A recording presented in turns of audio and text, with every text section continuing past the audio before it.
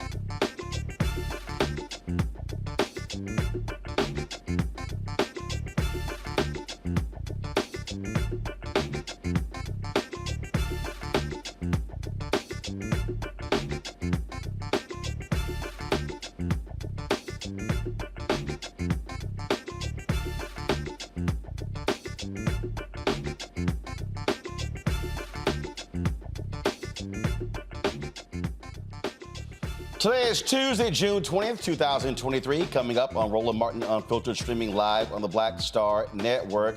Hunter Biden pleads guilty to 3 felonies. We'll talk about that and why Republicans are so mad and upset.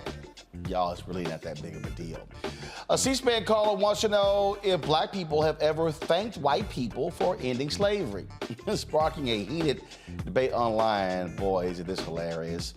A federal judge sets Trump's trial date for mishandling confidential government documents. We'll tell you when he's expected to in court to face a jury of his peers. Also, a video of an incident at an Ohio Bed Bath & Beyond where a black gay couple said they were racially profiled. We will give you all the details of that drama. Plus, we have some special guests in the studio. First, former NFL player Ben Watson is here to discuss his new book on the pro-life movement. The cast of Apple TV's series Swagger will give us a sneak peek into the upcoming second season that premieres on Friday. It's time to bring the funk. Roland Martin Unfiltered on the Black Star Network. Let's go. He's got whatever the miss, he's on it. Whatever it is, he's got the scoop, the fact, the fine. And when it breaks, he's right on time and it's rolling. Best believe he's knowing. Putting it down from sports to news to politics. With entertainment just for kicks, he's rolling. It's on go, roll, y'all. It's Roland Martin, rolling with Roland now. He's funk, he's fresh, he's real, the best, you know he's Roland Martin now.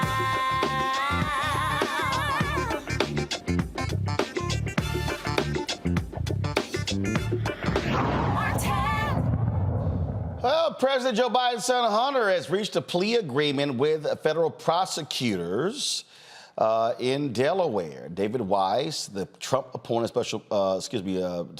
Trump-appointed U.S. attorney, negotiated a deal where Biden is expected to plead guilty to 2 federal misdemeanor counts of failing to pay his taxes. Hunter Biden owed $100,000 in federal income taxes in 2017-2018, but did not pay them. He also faces a felony gun possession charge from October 12, 2018 through October 23, 2018. He possessed a firearm despite knowing he was an unlawful user of and addicted to a controlled substance.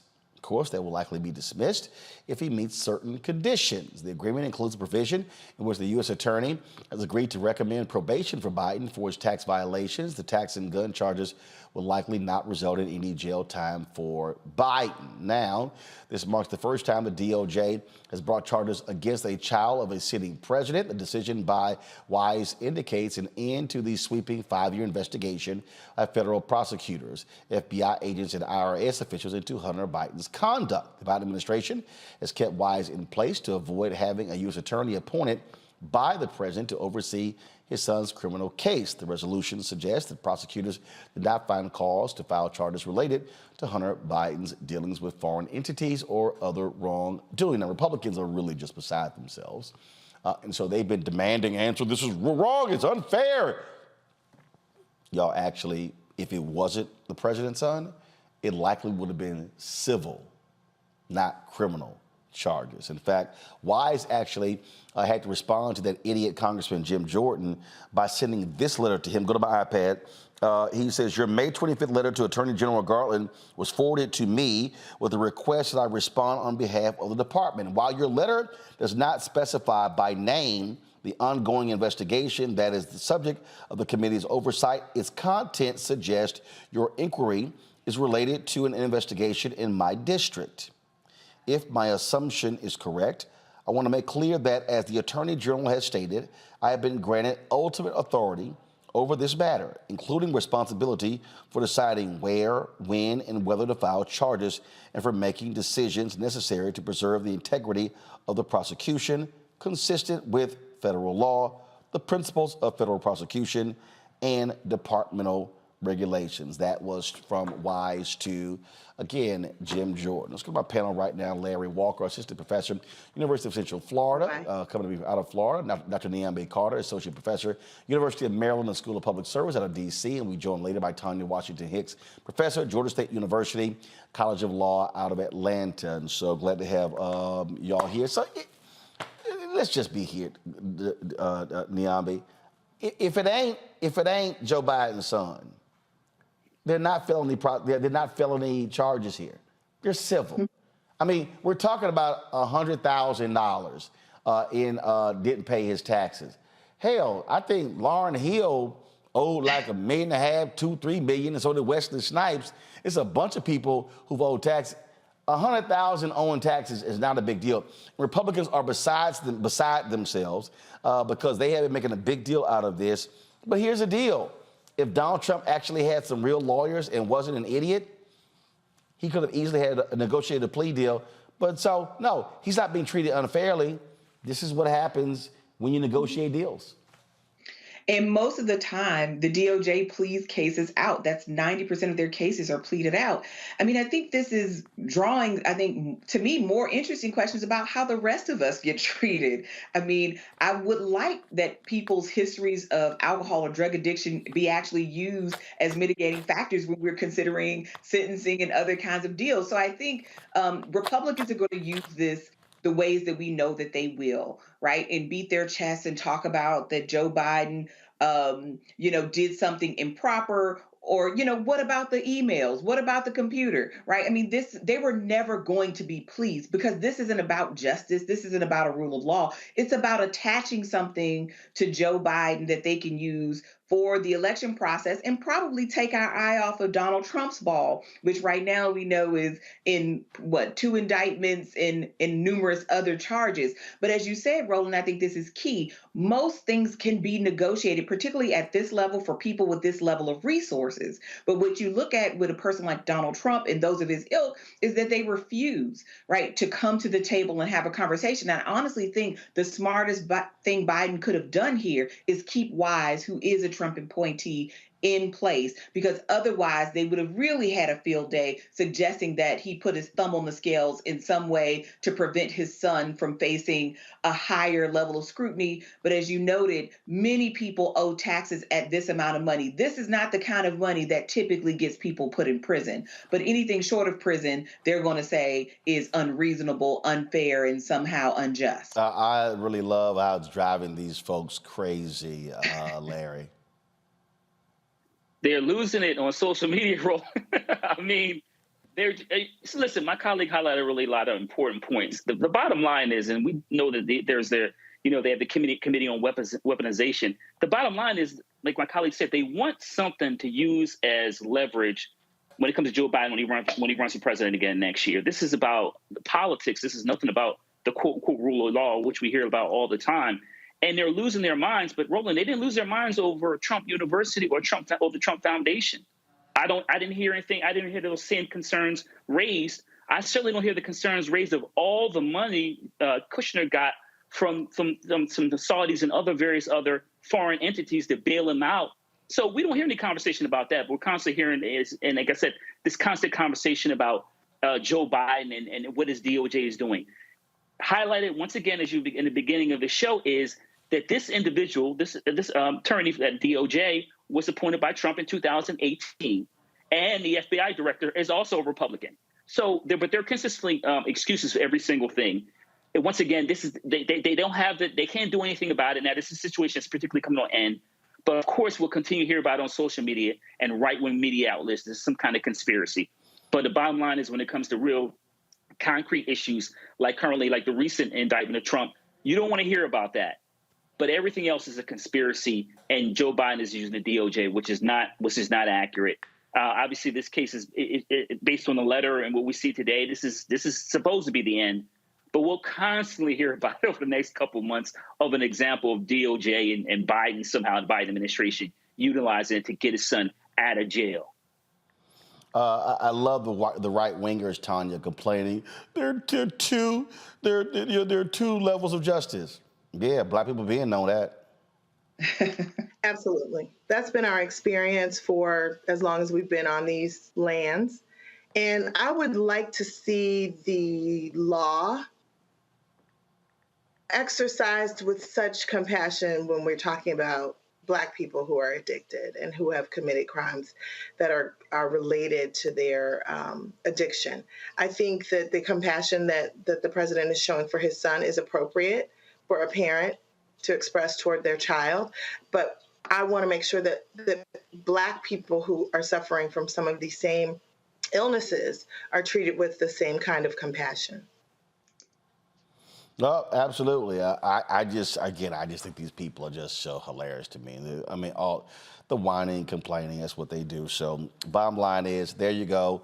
Hunter, now he'll plead, he won't go to jail, and so be it. But it goes to show you exactly, in terms of how they roll, how they feel. And I really don't care. And of course, they don't care about the $2 billion that Jared got from the Saudis. You want to talk about how to utilize your position. Let's talk about that. Going to a break. I'll be right back. Roland Martin Unfiltered right here on the Black Star Network. Hatred on the streets, a horrific scene, a white nationalist rally that descended into deadly violence. White people are losing their damn minds. As an angry pro-Trump mob storms the U.S. Capitol, we're about to see the rise of what I call white minority resistance. We have seen white folks in this country who simply cannot tolerate black folks voting. I think what we're seeing is the inevitable result of violent denial. This is part of American history. Every time that people of color have made progress, whether real or symbolic, there has been what Carol Anderson at Emory University calls white rage as a backlash. This is the rise of the Proud Boys and the Boogaloo Boys. America, there's going to be more of this. Here's all the Proud Boys, guys. This country is getting increasingly racist in its behaviors and its attitudes because of the fear of white people. The fear that they're taking our jobs, they're taking our resources, they're taking our women. This is white fear.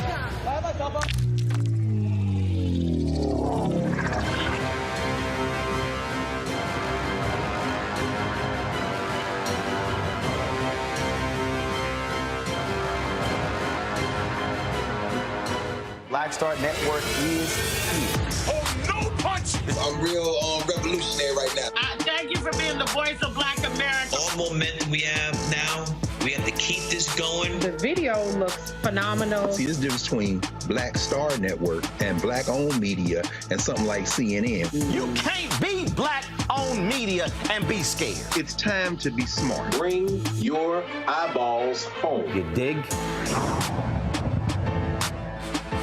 Hello, we're the Critter Fixers. I'm Dr. Bernard Hodges. And I'm Dr. Terrence Ferguson. And you're tuned in to Roland Martin Unfiltered.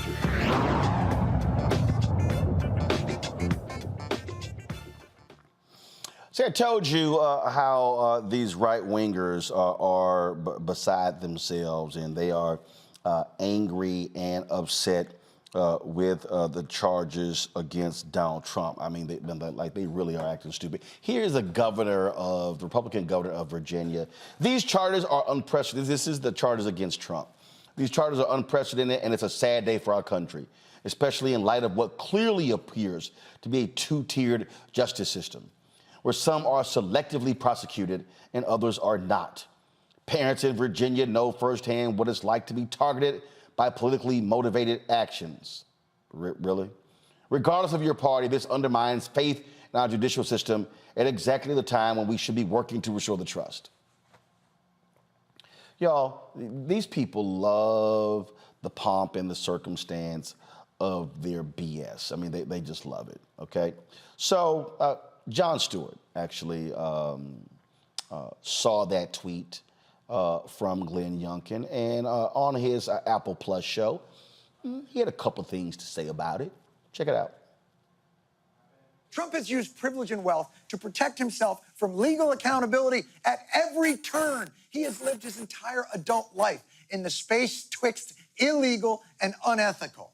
He's in the tier where you get the platinum arraignment package. No cuffs, no mugshot, all you can eat fingerprint ink. You think regular people get to surround themselves with a meat shield of henchmen to go to prison in their place? But if you really want to know what tier Donald Trump is in, let's look at an actual fraud we know he was guilty of. He used his own charitable foundation like a piggy bank, or as it's sometimes known, embezzlement.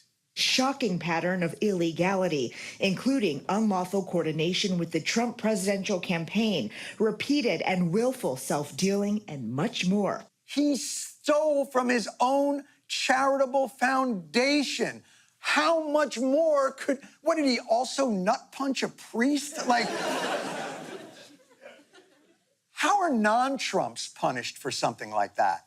Well, some get 2 years in jail. Some get 5 years in jail. Some get 10 years in jail for stealing from charitable donations. But what happened to this selfless shield of the working man? Well, he agreed to shut down his charity piggy bank and paid a $2 million settlement, or on your Trump conversion chart, 15 to 16 porn star hushings. He wasn't even charged with a crime. So when people say this, selective prosecution and it's wrong. Selective prosecution on steroids. It does feel like a selective prosecution. If his name were John Smith, Melvin Bragg would not be bringing this case. if his name was John Smith, he'd be in jail already.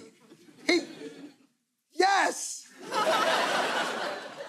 It's all selective prosecution. And when you're in the good tier, you can do whatever you want, and you're probably going to be fine. In fact, you might even be president twice. I mean, right there, Tanya, again, it shows you how idiotic these people are. We know, first of all, that sign above the Supreme Court, etched in stone, equal justice under law, we know that's a lie.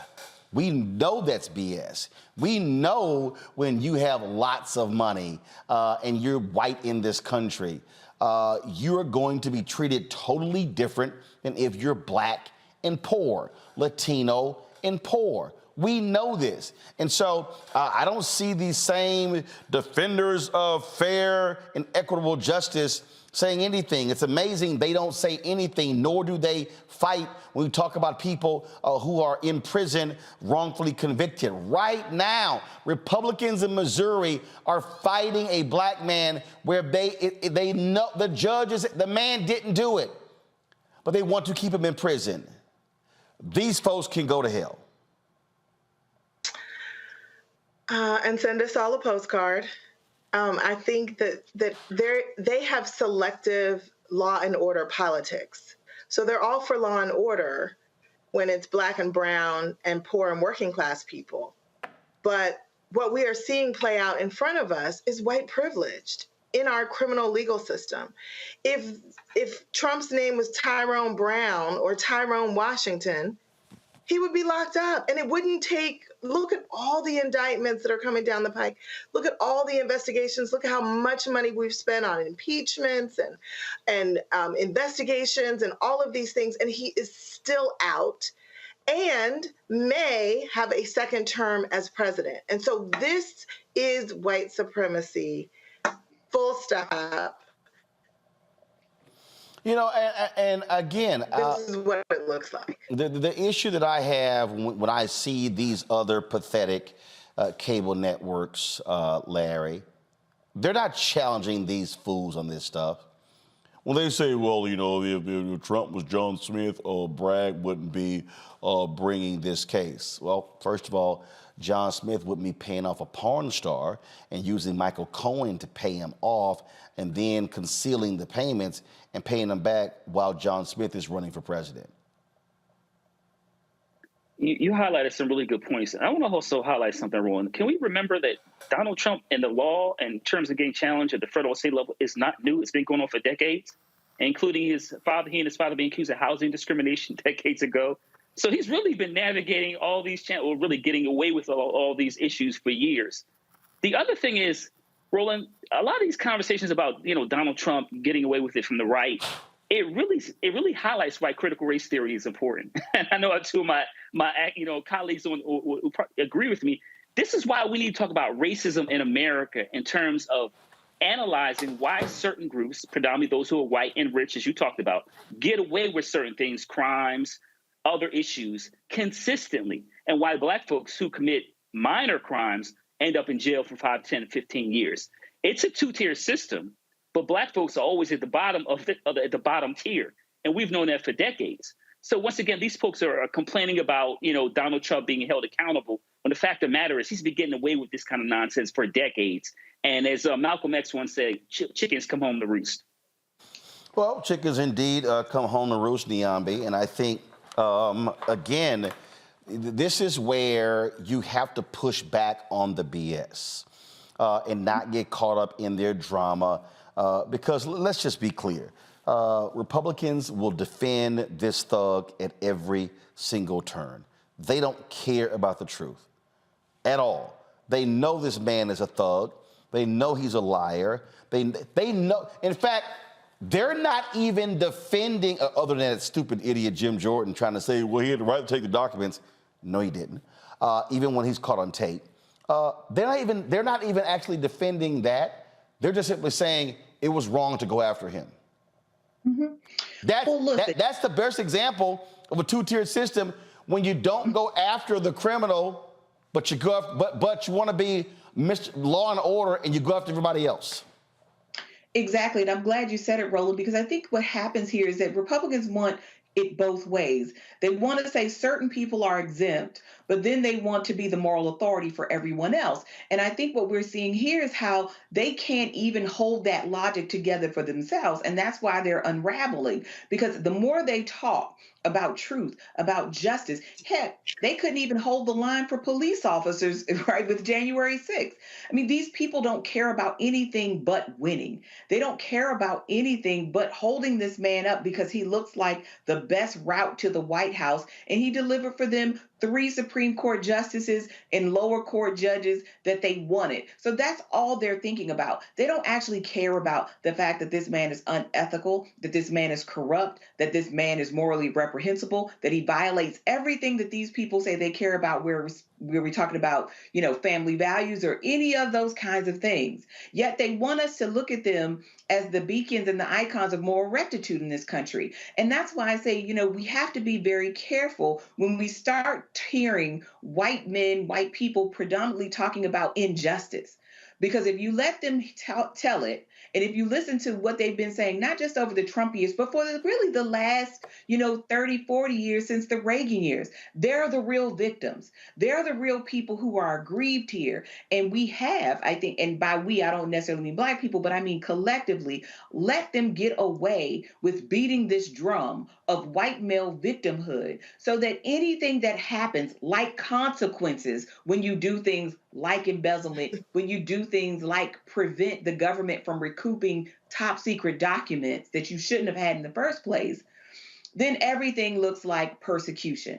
And that's really dangerous, because we never really talk about what my colleagues were talking about, these young people, these Black and brown men and women who are in prison, who are in jail, who are dead for virtually nothing. Yet these people get to create chaos and cause, big problems. I mean, that's the nicest way I can say it, whether we're talking about, acts of sedition or other kinds of things, and nary a whisper about that. But we are not even acknowledging the real pain that the criminal justice system inflicts on regular Americans. And they want to cry about people who essentially get to go home and sleep in their beds at night while facing these big federal indictments. So I believe nothing that they say. And I think it's a shame that they are allowed to keep going around and trumpeting these things as if they're legitimate or real or hold any kind of weight in any place. When we come back, I want to talk about, I want to have another Juneteenth conversation. And I'll say this here. A lot of people are concerned about, you got how a lot of white folks are responding to Juneteenth, things along those lines. Here's also one of my greatest problems or fears. All of the grossly uneducated and clueless Black people who themselves don't even know our history. I'm going to show you somebody who I engaged with back and forth today on Twitter. And I think it's indicative of this. And I think it's something that we cannot ignore as we move forward. So when we talk about how white folks need to know what our history is, it's a lot of Black people who need to get off social media and actually begin to Google and read and learn themselves. I'll unpack that next right here on Roland Martin Unfiltered on the Black Star Network. My early days on the road, I learned, well, first of all, as a musician, I studied not only piano, but I was also drummer and percussion. I was all city percussion as well. So I was one of the best in the city on percussion. There you go. Also studied trumpet, cello, violin, and bass, and any other instrument I could get my hand on. And with that study, I learned again what was for me. I learned what it meant to do what the instruments in the orchestra meant to each other in the relationships. Right. So that prepared me to be a leader. That prepared me to lead orchestras and to conduct orchestras. That prepared me to know, to be a leader of men, they have to respect you and know that you know the music. You have to be the teacher of the music. You have to know the music better than anybody. There you go. Right, so you can't walk in unprepared.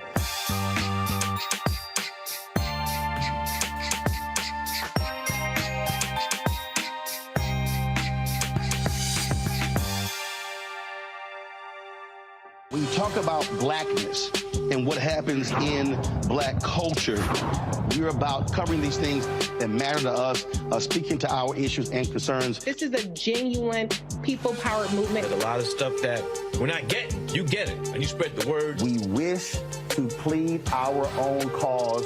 Too long have others spoken for us. We cannot tell our own story if we can't pay for it. This is about covering us. Invest in black-owned media. Your dollars matter. We don't have to keep asking them to cover our stuff. So please support us in what we do, folks. We want to hit 2,000 people, $50 this month, raise $100,000. We're behind 100,000, so we want to hit that. Y'all money makes this possible. Checks and money orders go to P.O. Box 57196, Washington, D.C. 20037-0196. The Cash App is $RM Unfiltered. PayPal is R Martin Unfiltered. Venmo is RM Unfiltered. Zelle is Roland at RolandSMartin.com. Hello, I'm Paula J. Parker.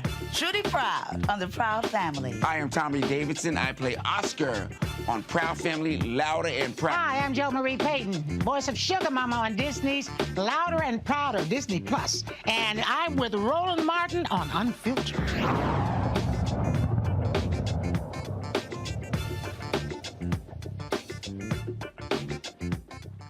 So, folks, of course, Juneteenth was celebrated all across the country yesterday. Second time it is a federal holiday.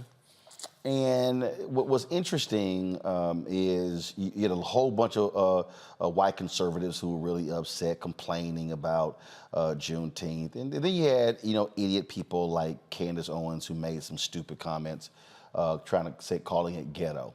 So I posted this tweet here. I said, I won't even waste my time showing you Candace Owens' Juneteenth tweet, but in the words of Della Reese from Harlem Nights, she can kiss my entire ass twice a day and 3 times on Sunday. So this sister responded, I guess that goes for me too because I agree with her. I don't get it. I then responded to her, learn to use Google. It ain't hard to look up the origins of Juneteenth. It has only been commemorated in Texas since 1866 and has been a state holiday since 1980. She responds, most black people never heard of it outside of Texas. And why not choose our true freedom date so it would apply to all of us January 1st, 1863. Which then led me to have to educate this sister by saying, clearly you have no idea what the hell you're talking about. I said, yeah, get the hell off Twitter and go learn something. I said, first of all, January 1st, 1863 did not grant freedom to all of us.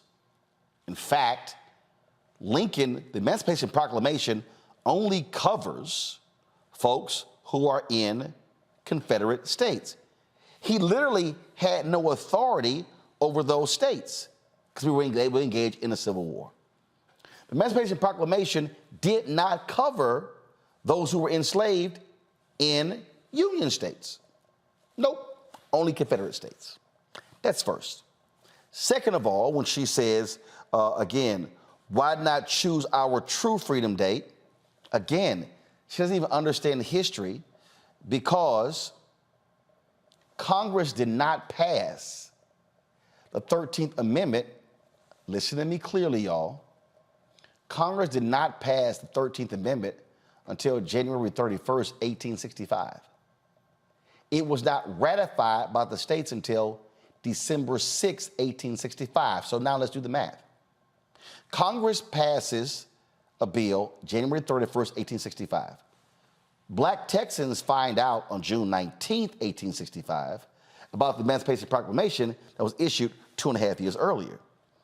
But slavery was not eradicated or abolished in the United States until the 13th Amendment was ratified December 6, 1865. The reality is, Texans, out of all of the people around the country, chose Juneteenth as the annual celebration for the end of slavery. For the black people out there who are complaining about this, do understand, out of all of the celebrations, commemorations, holidays in the United States, Juneteenth is the only one that specifically addresses America's original sin, slavery. Now, you may not realize this, but if we're talking about Memorial Day, the reality is, and I love these people. I had some white guy who tweeted me who goes, well, all these made up, this is nothing but a made up holiday like Kwanzaa. All holidays are made up. Like Christmas, Easter. I mean, Jesus was not born in December. The resurrection did not involve a bunny. In fact, there was a mix of pagan holidays and the... So you got that. Then when you start talking about Valentine's Day, all the rest of them, we can go on and on and on. But here's the thing that people don't even understand about Memorial Day. Who created that? Formerly enslaved people of African descent. Go to my iPad. This is from the history.com. One of the earliest Memorial Day ceremonies was held by freed African Americans. At the close of the Civil War, people recently freed from slavery in Charleston honored fallen Union soldiers. So let me say this again. Black people created Memorial Day. Black people did. Also called Decoration Day.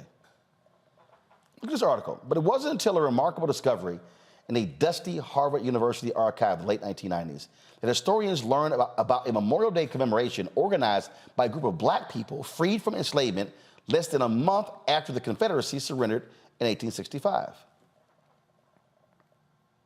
It says it right there. Took place in South Carolina. Black people held an event to honor these particular soldiers. It says right here, bodies were exhumed, reinterred in New Cemetery, Martyrs of the Race Course. On May 1st, 1865, 10,000 people, mostly freed slaves, with some white missionaries, staged a parade around the racetrack. 3,000 black school children carried bouquets of flowers and sang John Brown's Body. Members of the famed 54th Massachusetts and other black Union regiments were in attendance and performed double-time marches. Black ministers recited verses from the Bible. This is the earliest known Memorial Day celebration. But no one knows that. Because now America goes, oh no, Memorial Day is for all troops. Memorial Day was not for them Confederates. Memorial Day was for the Union troops. They were not celebrating them domestic terrorists who died fighting for the South. That's why I'm saying all of this, because I've seen a number of African Americans even say, we didn't want this. I don't know who asked for this. And there's a brother who put a video up, and he was talking about Juneteenth, and was saying that he wasn't aware of it. He wasn't, and he was just being honest. He said that he did not know about Juneteenth until, 4 or 5 years ago. And a lot of people got mad, upset, and I don't understand why, because what I need black people to understand is that we literally are in a country where many of us don't even know our own history. In fact, Kenny said, am I the only person who's going to be honest about not knowing about Juneteenth until 3 or 4 or 5 years ago? This was the actual video that he posted. Watch this. Go to my iPad, please. I'm not trying to ruin nothing or be messy, but I love how everybody's lying like they knew what Juneteenth was until 3, 4, 5 years ago, because I'm not gonna sit here and act like my ass knew. I heard about it, but my household, we never celebrated the shit. I heard about it, but we ain't celebrate the shit. I'm not trying to ruin it. Now, here's what I want us to understand why this is important. Because Juneteenth as a federal holiday is in its infancy. This is only the second year. And you've heard me say this before. What I do not want us to do, I do not want us to allow them to gentrify this holiday.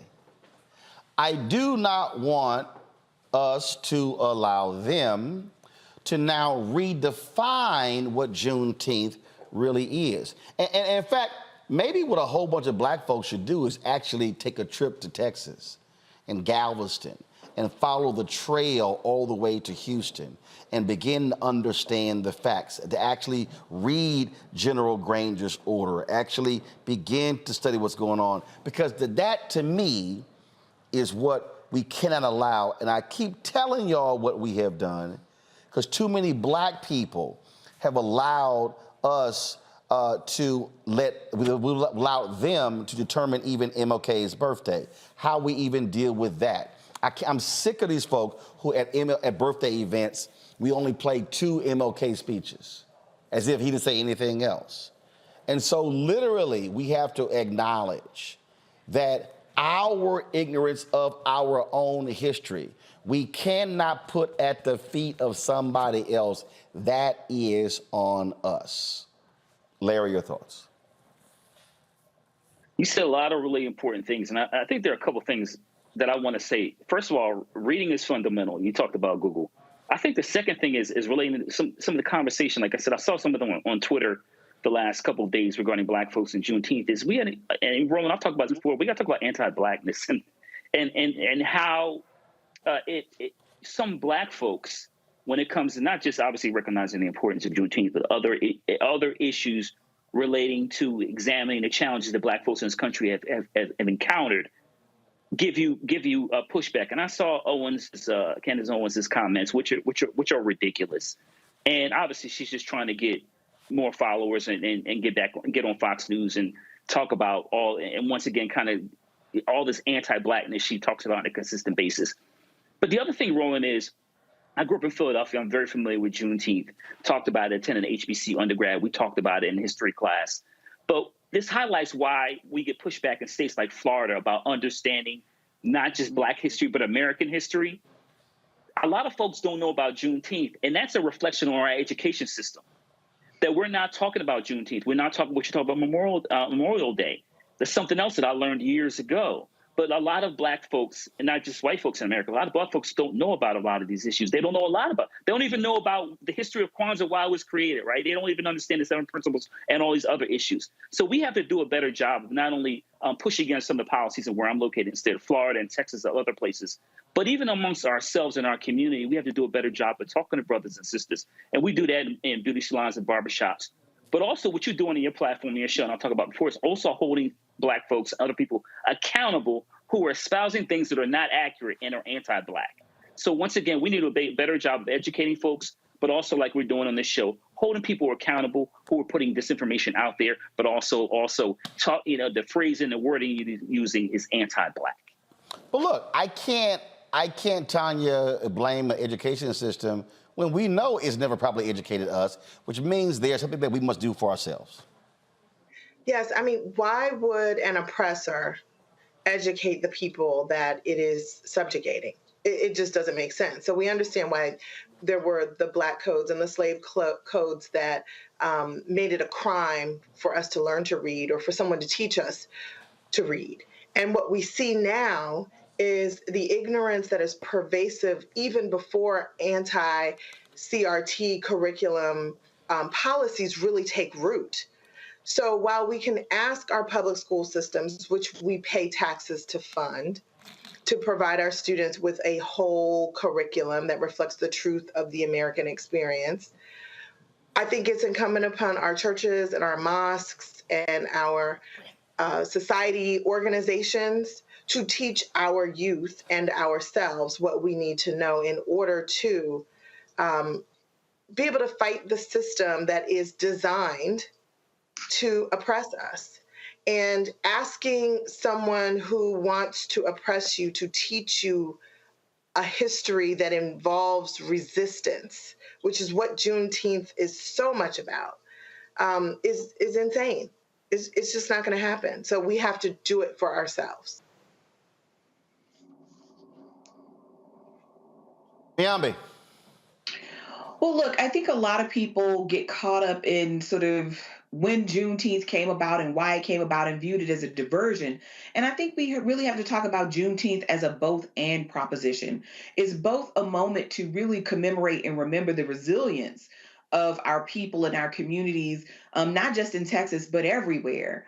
And it is also, I think, a moment for us to remind ourselves that we still have to keep fighting, because part of the story that I think we lose in Juneteenth, it wasn't just like people found out they were free and one day it was all over. I mean, you're talking about people who then had to figure out how to put lives together, how to rebuild family, how to decide what they wanted to name themselves. So this is a whole moment of people remaking. Some people stay in Texas. Some people walk across the United States to try to find the life that they want. So I think that there's a lot that that Juneteenth offers us, right, as an opportunity for thinking about and really tapping into what that spirit is that is our people. And I think it's also a time to hold America to account, because there's a lot that happened to Black people after the end of the Civil War and after the end of 1866. In 1867, that they still need to account for, from people having their lands taken, from people having their lives really just torn asunder by this white supremacist system that would still keep their foot on Black people's necks for another 100 years, despite efforts at literacy, education, marriage, all the things that we get chided for as a community. So I think, Juneteenth is also a time for us to look and reflect again on America and its unfulfilled promises. We have to remember, for example, Mississippi didn't even sign or ratify the 13th Amendment until 1995. So this is a moment, I think, for us to reflect about where we still have to go. So I think Juneteenth as a commemoration, as a celebration, offers both a time of jubilee, but also a time of introspection and a time of critique. And that's something, that Black people have done to this country and for this country. This country would not be as far down the track as it is if it were not for Black people and the sacrifices that they made. And so I think Juneteenth and this sort of nonsense conversation about Juneteenth is really a missed opportunity for what, to me, Juneteenth really, really represents. All I'm saying to all the Black folks watching and listening, do not depend on somebody else to educate our people about our history. That is on us. All right, going to a break. We come back. Former NFL player Ben Watson has a new book out that details his fight as a pro-lifer. I'll chat with him next. Plus, in the next hour, we'll chat with the cast of the Apple Plus show Swagger. They are in studio. Look forward to chatting with them. You're watching Roland Martin Unfiltered on the Black Star Network. If you're watching on YouTube, be sure to hit the like button. Don't forget to support us in what we do. Download the Black Star Network app, Apple phone, Android phone, Apple TV, Android TV, Roku, Amazon Fire TV, Xbox One, Samsung Smart TV. Be sure to join our Bring the Funk fan club. Your dollars make it possible to do what we do. Send check and money orders to P.O. Box 57196, Washington, D.C., 20037-0196. Cash App, $ RM Unfiltered, PayPal, or Martin Unfiltered. Unfiltered. Venmo is RM Unfiltered. Zelle is roland@rolandsmartin.com, roland@rolandmartinunfiltered.com. Be sure to get a copy of my book, White Fear, How the Browning of America is Making White Folks Lose Their Minds, available at bookstores nationwide. Amazon, Barnes & Noble, Books A Million, Target. You can also download your copy on Audible. We'll be right back. Question for you. Are you stuck? Do you feel like you're hitting a wall and it's keeping you from achieving prosperity? Well, you're not alone. On the next Get Wealthy with me, Deborah Owens, America's Wealth Coach, you're going to learn what you need to do to become unstuck and unstoppable.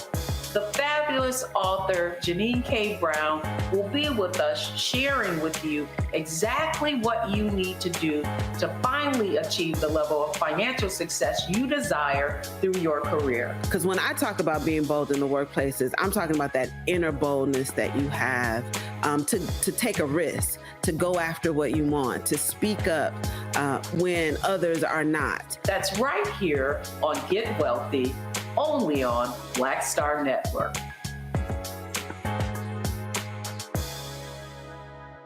Up next on The Frequency with me, Dee Barnes. She's known as the Angela Davis of hip hop. Monet Smith, better known as Medusa, the gangsta goddess, the undisputed queen of West Coast underground hip hop. Pop locking is really what indoctrinated me in hip hop. I don't even think I realized it was hip hop at that time. Right. You know, it was a happening. Mm-hmm. It was a moment of release. We're going to be getting into her career, knowing her whole story, and breaking down all the elements of hip hop. This week on The Frequency, only on the Black Star Network. I'm Faraji Muhammad, live from LA. And this is The Culture. The Culture is a two-way conversation. You and me. We talk about the stories, politics, the good, the bad, and the downright ugly. So join our community every day at 3 p.m. Eastern and let your voice be heard. Hey, we're all in this together. So let's talk about it and see what kind of trouble we can get into. It's The Culture, weekdays at 3, only on the Black Star Network.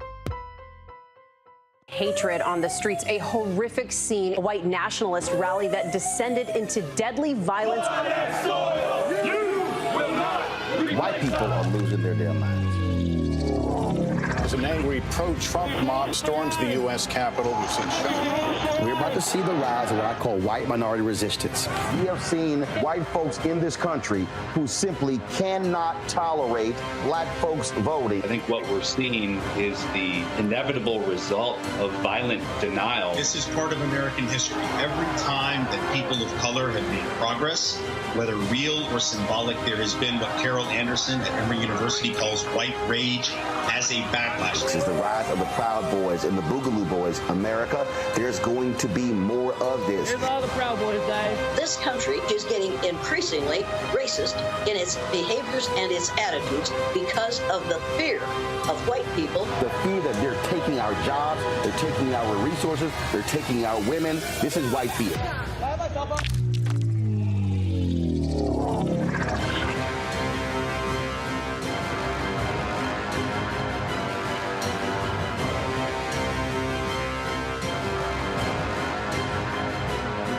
What's up, y'all? I'm Devon Franklin. It is always a pleasure to be in the house. You are watching Roland Martin Unfiltered. Stay right here.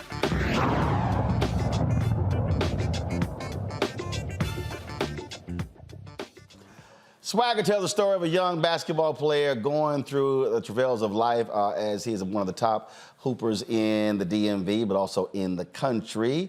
Airs on Apple TV+, created by NBA All-Star Kevin Durant and also Reggie Rock Bythewood.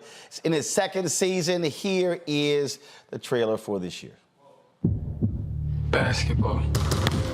Since I was a kid, I fell in love with this game.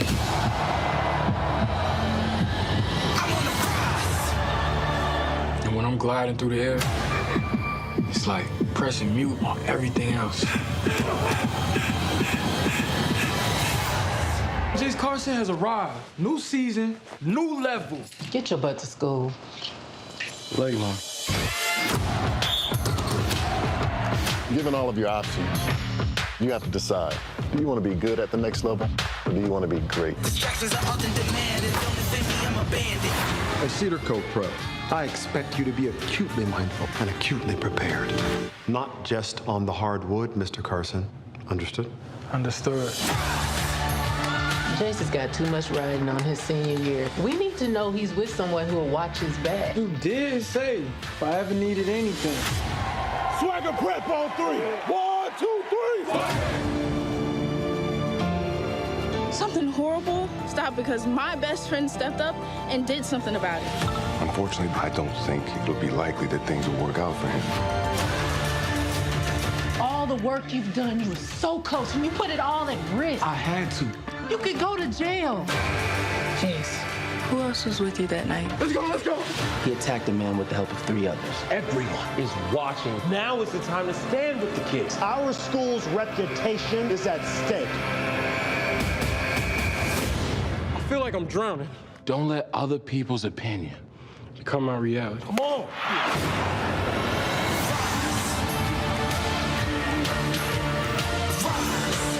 The world ain't ready for what's about to happen. Not even close. Look in my eyes, I feel like a god. I'm on the rise. All right, folks, let's introduce nearly the entire cast. To my right, far right here, Tristan McWiles. He plays, he's on the star as Alonzo Powers. We have, of course, Chanel Azor. She plays the mother of the star Hooper, and she she calls herself a hustler, but we gave her a new name last night. And she plays Jenna Carson. To my left is my man Richard Rock Bythewood. He is a co-creator, writer extraordinaire. Y'all know that man over there. Ain't got no sense whatsoever. Orlando Jones. He plays Dr. Emery Lawson on the show. The superstar of the show, he's sitting right over there. He plays, of course, Jace, brother who goes through a whole lot. We got Isaiah. How you doing? Y'all good? How you doing? All right, gotcha. And of course, ain't seen her in years since she was in Annie. Y'all know Quavishane Wallace. She plays a top hooper, Crystal, on the show as well. Glad to have all of y'all here. Y'all had a busy press day, so glad y'all decided to stop by the Black Star Network, where we keep it real black. As you can see, all the blackness in here. Yeah. That's right. That's right. This ain't no regular TV show here. Reggie, I want to start with you. First off, how did this come to fruition? So probably around 2018, Kevin Durant met with Brian Grazer at Imagine Entertainment. They talked about this idea of having a series loosely inspired by Kevin's, sort of AAU teams, grassroots basketball. They met with me. I went out to Oakland. He was at the Warriors at the time. I met with KD. And after the end of the meeting, I decided I was going to go ahead and write and create this show because I really felt I saw like a real great palette and canvas for a great series that was about basketball, but really about just youth growing up in America. What's the better basketball audio visual in the crib? Your wife's loving basketball or Swagger? I mean, loving basketball is a classic, so we don't even touch that. Yeah, no, and look, I've been very fortunate to have really, helped G get that off the ground, and that was like one of our first babies, and so she did an amazing job with that, and that's her space. And Swagger's in this space. It's a different thing that we're going for. I mean, obviously, basketball is a backdrop, but it's a different story. It's a different era. Isaiah, you're not an actor. How did you show up here? Dude, I should be asking just like you. I mean, wow, it's been 4 years now that we've been at this. I met these people when I was 16, and they've brought me in with open arms. I remember going to concerts, and watching Mac with my family. Chanel, she's just been so motherly to me, and just everybody here is just treating me like family since I came in the door. So it's like now we're here on season 2, and we still got something to say. Chanel, last night at the premiere, which we streamed, you said you play a hustler. I'm like, no. You're an aggressive entrepreneur.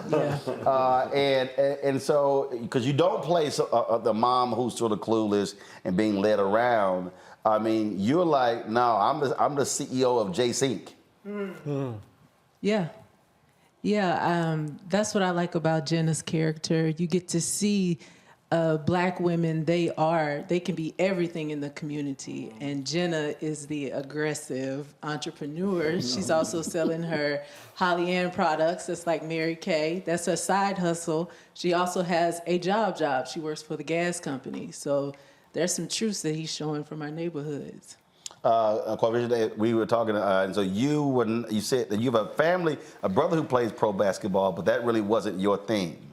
And so you had to compete for this role against some actual hoopers.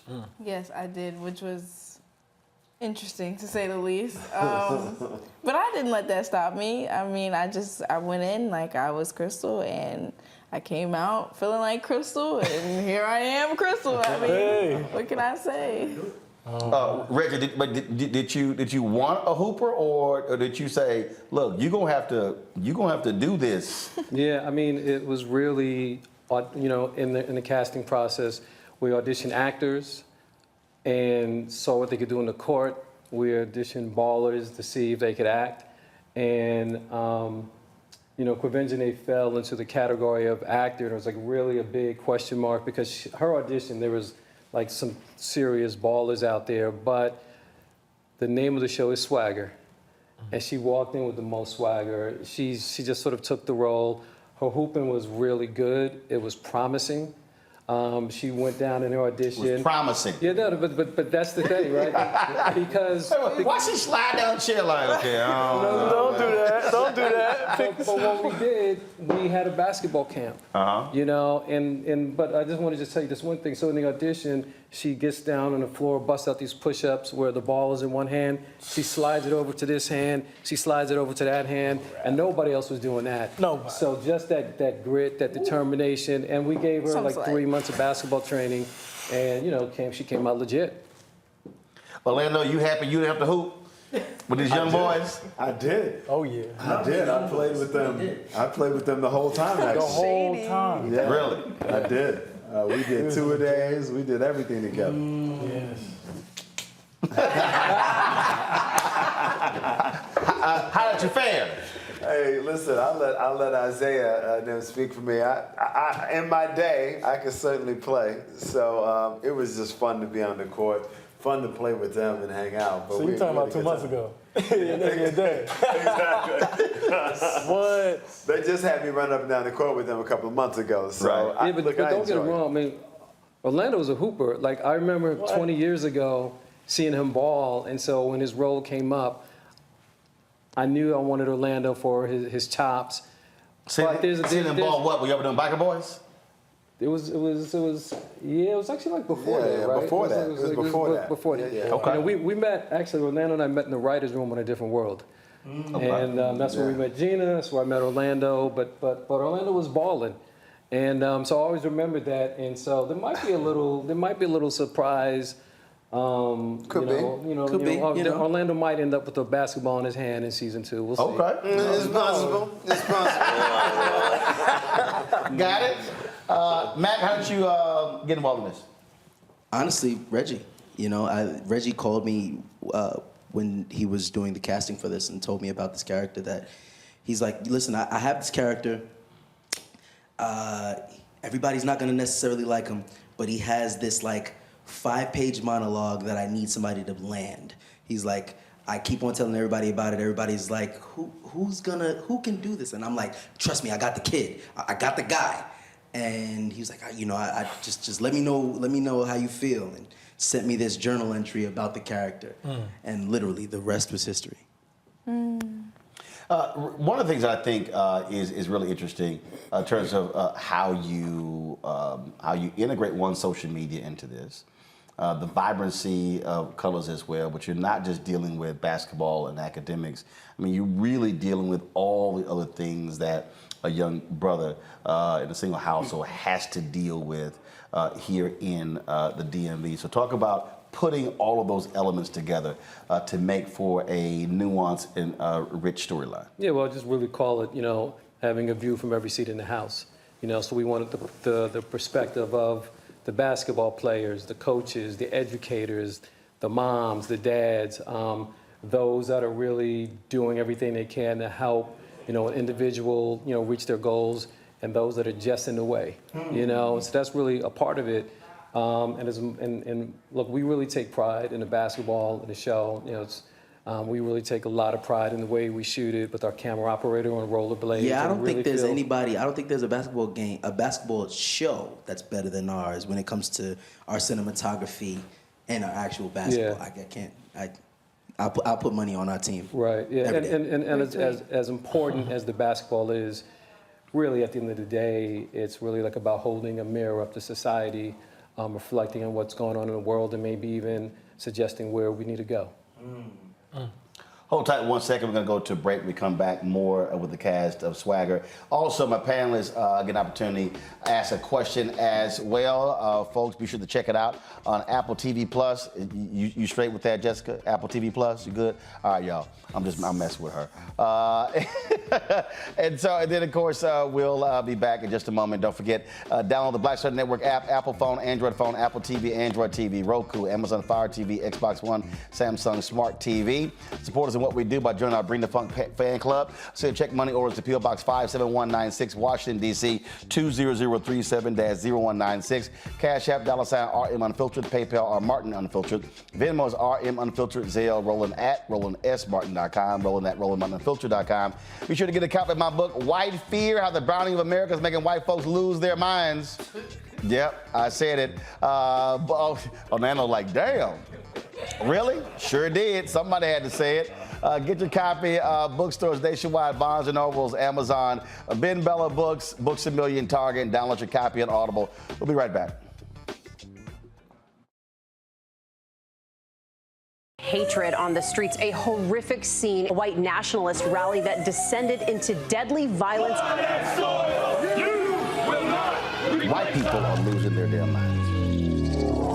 As an angry pro-Trump mob storms the U.S. Capitol, we've seen shootings. We're about to see the rise of what I call white minority resistance. We have seen white folks in this country who simply cannot tolerate black folks voting. I think what we're seeing is the inevitable result of violent denial. This is part of American history. Every time that people of color have made progress, whether real or symbolic, there has been what Carol Anderson at Emory University calls white rage as a backlash. This is the rise of the Proud Boys and the Boogaloo Boys. America, there's going to be more of this. Here's all the Proud Boys, guys. This country is getting increasingly racist in its behaviors and its attitudes because of the fear of white people. The fear that they're taking our jobs, they're taking our resources, they're taking our women. This is white fear.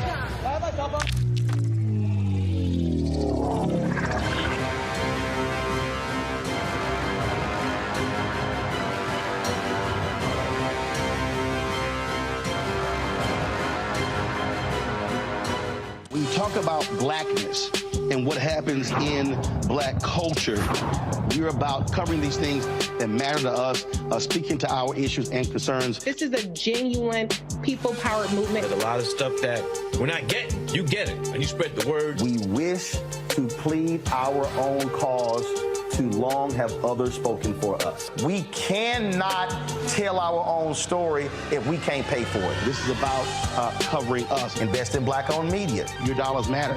We don't have to keep asking them to cover our stuff. So please support us in what we do, folks.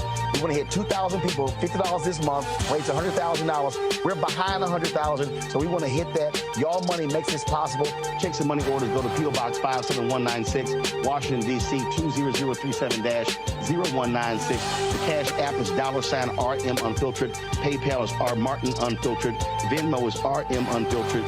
Zelle is Roland at RolandSMartin.com. Hey, what's up, y'all? I'm Devon Franklin. It is always a pleasure to be in the house. You are watching Roland Martin Unfiltered. Stay right here.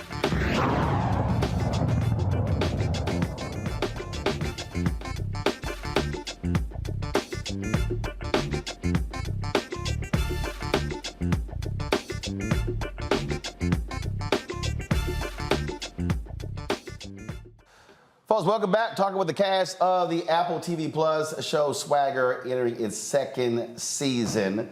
So I'll start with this here. So we talked about, obviously, how's it all set up. I want to talk about improvising. How much room does Reggie give y'all to create, to flow? You got something that's written, but the ability to be able, if you see something, and the ability just to be able to say, let me run with this in a different way. You want me to leave the room? No, I didn't say what. No, I think that's one of the beauties of working with Reggie. You know, and it's not. Sometimes it's not us. Sometimes he sees things literally on the fly that, oh no, we need to fix this. Yo, throw this in there. Reggie's king of that. Yo, throw this in there. Yeah, say this line, or whisper something in your ear just to kind of see how the other person reacts to how that works. But he gives you space as an artist to kind of just to paint on his canvas. Because not everybody wants you to paint. It's like, no, read them damn lines that's written. Trace. No, he always gives us room to work. I mean, for me, especially on the basketball court, I get to do a lot of, my thing and kind of give head nods to, iconic moments in the NBA and iconic moments throughout the culture. So it's really fun to work with. Look, I don't feel like you need to change the words. Does he give you space? Absolutely. I mean, I feel this character is as much Reggie's as it is mine, but writing-wise, I feel like I often like stick to the words because they're beautifully crafted. Reggie's my favorite writer. I'm not shy about that. So I feel like it's I want to do what he kind of lays out. It's called job protection. Way to go, Orlando. Way to go right there. That's a good one. That's a good one. Your thoughts? You're gonna get the same thing.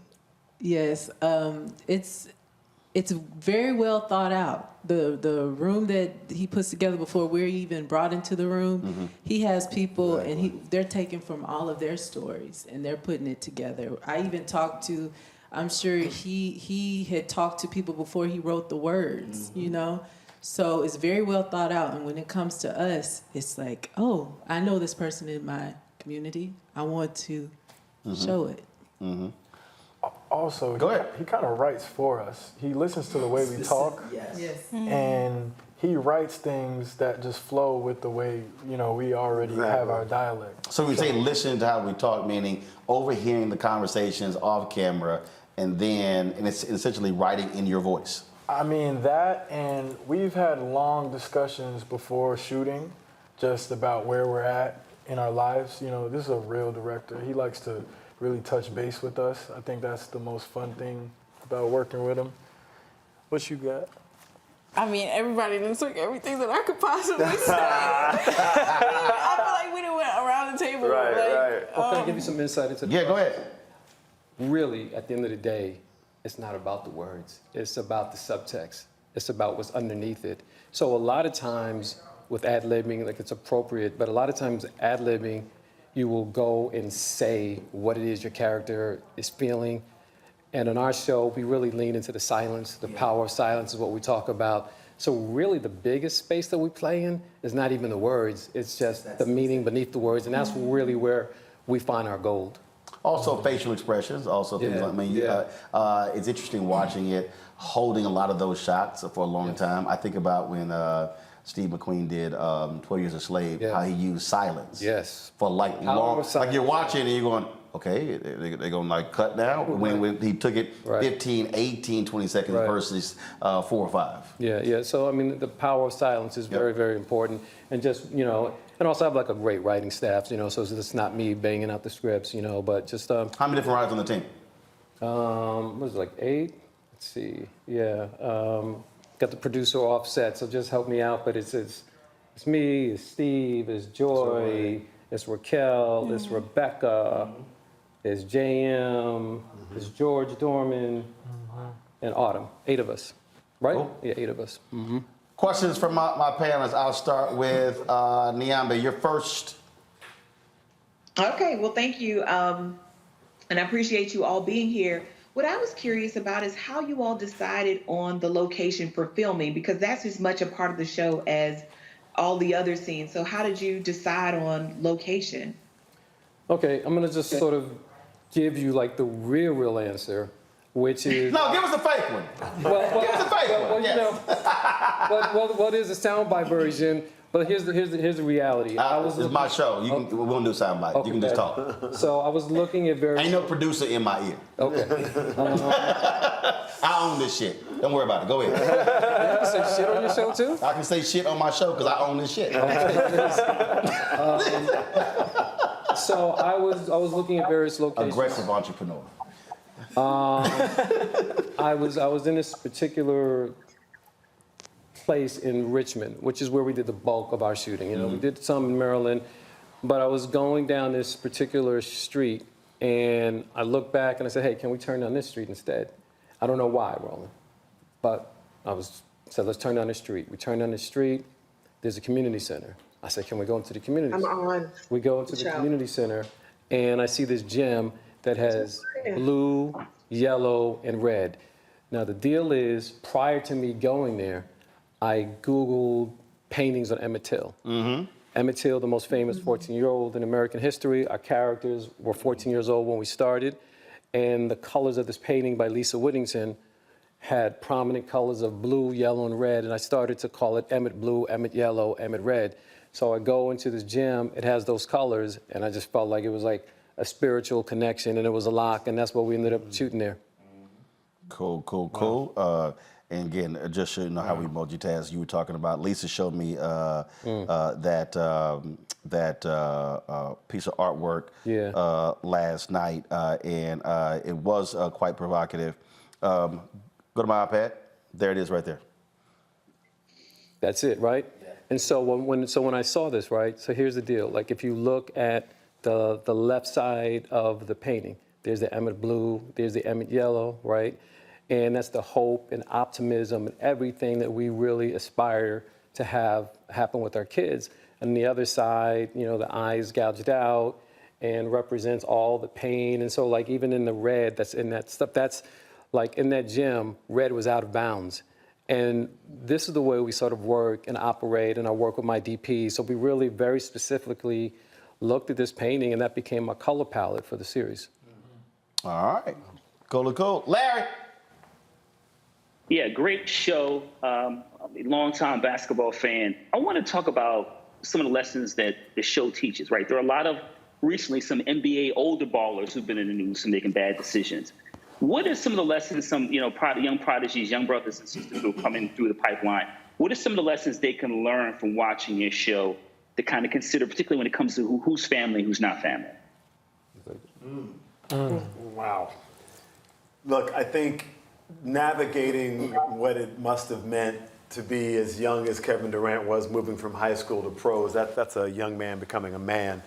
The pitfalls that you can run into in those situations are many. So I think what you get from this show is how difficult those things are, and how a community of individuals is what helps you navigate that. That's the word, right? Like community. It is a community. Like that's what we are imparting in our show, and to our audience, is the strength and power of community.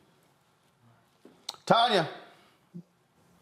Yeah, so congratulations on a successful first season. What are you looking forward to doing differently in the second season? Are you going to take any risks? Are there things that you're going to do differently having a successful season under your belt in this upcoming one? Who wants to take that? I think first and foremost, it's not about changing the recipe, especially if people like it. Consistency is key. But I do think that we take it up a notch. I think we take it up a notch. Grab the microphone. Oh. Sorry. I do think that we take it up a notch this year. I do think that we, it's not, we take it up a notch in basketball. The way that these boys are playing basketball they're playing on a whole nother level. It's ridiculous watching them. The acting is superb. You get a chance to see these guys performing at such a level that you forget who's who was just a basketball player and who was an actor. You know, everybody's kind of bringing their A game. But I also think that, you know, the stakes are a little higher for everyone involved. You know, you have all of these people who are now in such high places in their life that a fall can be detrimental to their entire life. So, yeah, everything, it just feels like the stakes are just raised a lot higher. Cool. Now, again, I was improviser. So Ben Watson played 15 years in the NFL. He's next on the show. Come on, Ben, come over here. See, you know, I ain't got. Look, I don't follow no rules because I told you I ain't got to ask nobody. That's precisely. All right, so come on, just stand right next to Mac. Mac, hand that microphone right there. All right, Reggie. If you got a cat play 50 years in pro ball. 16. All right. I forgot the final season. It all counts. I got 401k. I got you. and with 7 kids, all 16 count. All 16 count. What would you want to ask a former guy who played the highest level that could possibly work within the integration of this show and the character? What's the level of commitment? Brandon, get Ben a chair, please. Go ahead. What's the level of commitment it takes to be good versus excellent versus elite? That's good. Good, excellent, elite. So part of that is your genetics. I'll just throw that out there. Thank you, sir. So when it comes to being good, excellent, and elite in sports, some of that is what your mom and daddy put in you. But within that, there are levels. Like I play with a guy, you may have heard of him, named Tom Brady. Now, Tom, people think he's not athletic. He slide is. that chair over here. He's so I get tall. a shot of you. Go ahead. He's tall, but what he did was he was able to, he would be the, you know, they say the first one in, last one out type of thing. It wasn't just that. He was able to relate in a way to his teammates in a team game to where he is 40-something years old and 22-year-olds feel like he's their best friend. That's beyond sports. That's beyond breaking down film and beyond understanding all the nuances of the game. That's relational. And when you're talking about a team sport and lifting all boats and lifting everybody else around you so that help you be great, a lot of it is about being relational. That's what I think people forget about, especially at the quarterback position. And so, I mean, finding whatever is your niche. I had a coach who always talked about doing your job, doing it well, but finding your niche, what you do well, and then working on your weaknesses, but make sure your strength is always your strength. Isaiah, you're a hooper and an actor. He played the highest level. What you got? I didn't play no basketball, though. I was terrible at basketball. I fouled out all the time. Like they had a character who fouled out all the time in season 1, but he got better in season 2. That would have been me. That's Royale. I'm trying to think of the question, but you know, to kind of second what you said about being a great teammate, that's something that kind of like goes unsung. You know, everybody's worried about the points and putting on for the team, but it's those guys who really see the other players on the team that make those players want to play with you. That goes all the way up and down, you know, the highest levels. And I think you got to have a short memory. Yeah. You got to have a short memory. It's funny, I just heard about that. Well, just heard somebody say that. Sorry. No, I'm just saying I just heard somebody literally say that exact. That's that exact idea. You gotta have a really short memory. Why? Yeah, what I mean by that is nobody's going to be perfect. No matter what profession you're in, unless you rolling, you ain't never going to be perfect. So you are going to make mistakes. You're going to throw a bad pass. You're going to miss a shot. You're going to miss a rebound. You're going to turn the ball over, those sorts of things. Who is mentally tough enough to do those things and not allow it to impact their play? Those are the guys you see us in. There are a lot of folks who have a lot of talent, a lot of folks who work hard, put in the work, but mentally they're unable to get over the obstacle or the hurdle of failure. And so they either draw back and they don't extend themselves because they're scared of failing, or when they do fail, it impacts them so much that they're rendered useless with whatever else could have been in their future. I think that's like the hardest thing as a parent, and we see parents do it. I try not to do it, Roland, you know, but it's like, you know, when you have children that are athletes, and I have one who's a D1 athlete, plays baseball. It's allowing them the opportunity to fail and to come back, you know, because often when your kid fails, that hurts, you know, and then you pass that on to your kid, and then they get the wrong message, you know. So much of that, and we see it in the show, but so much of like the coaches, the parents, like not wanting that kid to ever fail. But I don't think that's just sports. I mean, I raised 6 of my nieces, and then there were a lot of times when they would do stuff, and I purposely would not intervene, and they would look at me, and I'm like, no, I'm not gonna help you. And they'd be like, what do you mean? I'm like, I'm not gonna help you. Because for me, and I apply the same thing even to what we do with the show. The greatest thing for me, anybody who works for me, is I need to see you think. I need to see you think your way out of this problem. Right. I know how I can come up with a solution that quickly, but I need to see you think your way out of the problem, because if you can think your way out of the problem while I'm standing here, you'll be able to do this when I'm not here. And I think that's part of the thing. And so, again, as I look at, and this is how, in terms of how I even look at many shows and even movies, there are so many multiple lessons that can be applied. So it's not solely about just what happens in sports, but you can take the exact same thing and literally apply what he's talking about to acting, apply it to media, apply it to being a publicist, apply it to being a business manager, all of those different things. Go ahead, Ozzy. That being said, I got a question for you. How far did nutrition go in your high school to pro timeline? Your body changes, my friend. So, it was always funny. I remember playing, and you know, I see these guys come in, receivers, dudes that could run fast, you know, could run all day, and they come walking in with McDonald's, Wendy's, and everything, right? But they always, but then you would see the guys that were like 10, 12 years in. Boy, they eating, you know, the baked chicken, the vegetables, leafy greens. That their plate looks like, you know, all the colors of the rainbow are all represented on their plate. And so you learn those things over time.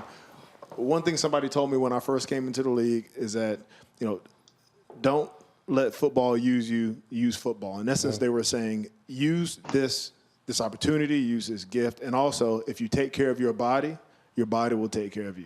I think that applies to a lot of different things. But if you take care of your body as your machine, which it is, especially in athletics, and what you put in and how you fuel yourself, it'll take care of you. You know, it's another thing that a lot of people are talking about now they didn't talk about before. So we have the nutrition. The other component, sleep. Oh, yes. Like Cash is talking Actually, hold on one second. Can y'all hear me? Can y'all hear my phone? Who's Spud, that? can you hear my phone? Can you hear me? Is that who I think it is? Pull it up. Can y'all getting audio? Don't do that to me right now, right here. I'm gonna start. Spud. We had me on the radio. I'm gonna cut your ass out. No, Spud, I got your punk ass on my TV show, so stop blowing cigars, damn smoke. We talking about nutrition. So we talk about nutrition. So Spud, I'm on the show. I'm talking with the cast of Swagger. Ben Watson just brought up the importance of nutrition. I want you to tell the story of when Moses Malone made you come to breakfast and taught you about nutrition. No, yeah, I probably would. Now, Moses get up early and eat. I don't get up early because I probably be just getting in. I'm single. So he called me to come over to his house to have breakfast. And he got all this fruit and all this stuff. And yeah, by the time I got there, he had already ate because he get up way earlier than me. But he used to eat real healthy. I didn't. So you wanted some pancakes, grits, bacon, eggs, and you said he had this huge platter of fruit in front of you, and he taught you as a rookie how to eat to survive in the NBA. Yeah, first I had to bring him a newspaper, though, because I was a rookie. Spud, Isaiah Hill is the star of the show Swagger, and he was a little shocked by me sitting here calling you. So let me just pass him the phone. I told you we do whatever we want on this show. So there you go. Ask him whatever question you want to ask him.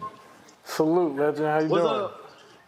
Okay. Good. So, you know, what do you have to say, you know, to the youngins that are kind of coming up in trying to follow in your footsteps, I say. I work with a lot of... Not the cigar smoking part, the basketball part. I work with a lot of pit bulls that just, can just tear it up on the floor, and, you're probably the pioneer, one of the lead pioneers in that. So, what do you say to those kids that are coming up now?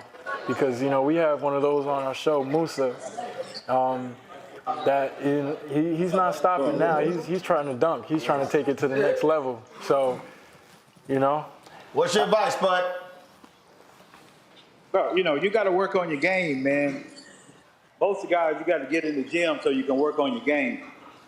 Most people try to find some weakness you have. Like, when I first came in, they say I couldn't go left, couldn't shoot threes and stuff like that. So I just stayed in the gym, working on my game where I could try to. Because Doc Rivers would tell me, like, man, if you want to stay in the NBA, you got to get a jump shot. You just can't drive past everybody. So every year, every opportunity I got, I try to work on my game to get better.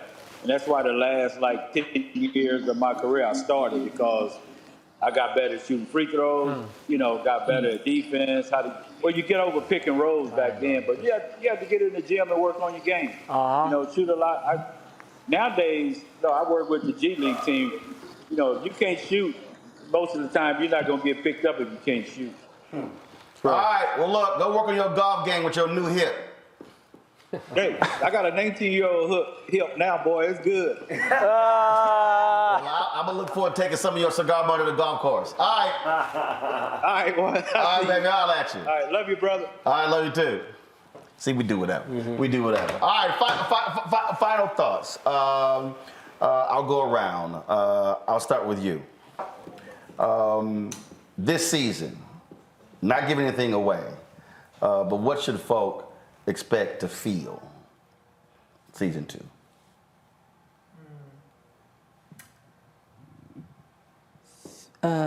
Our community can feel like they are seen this season.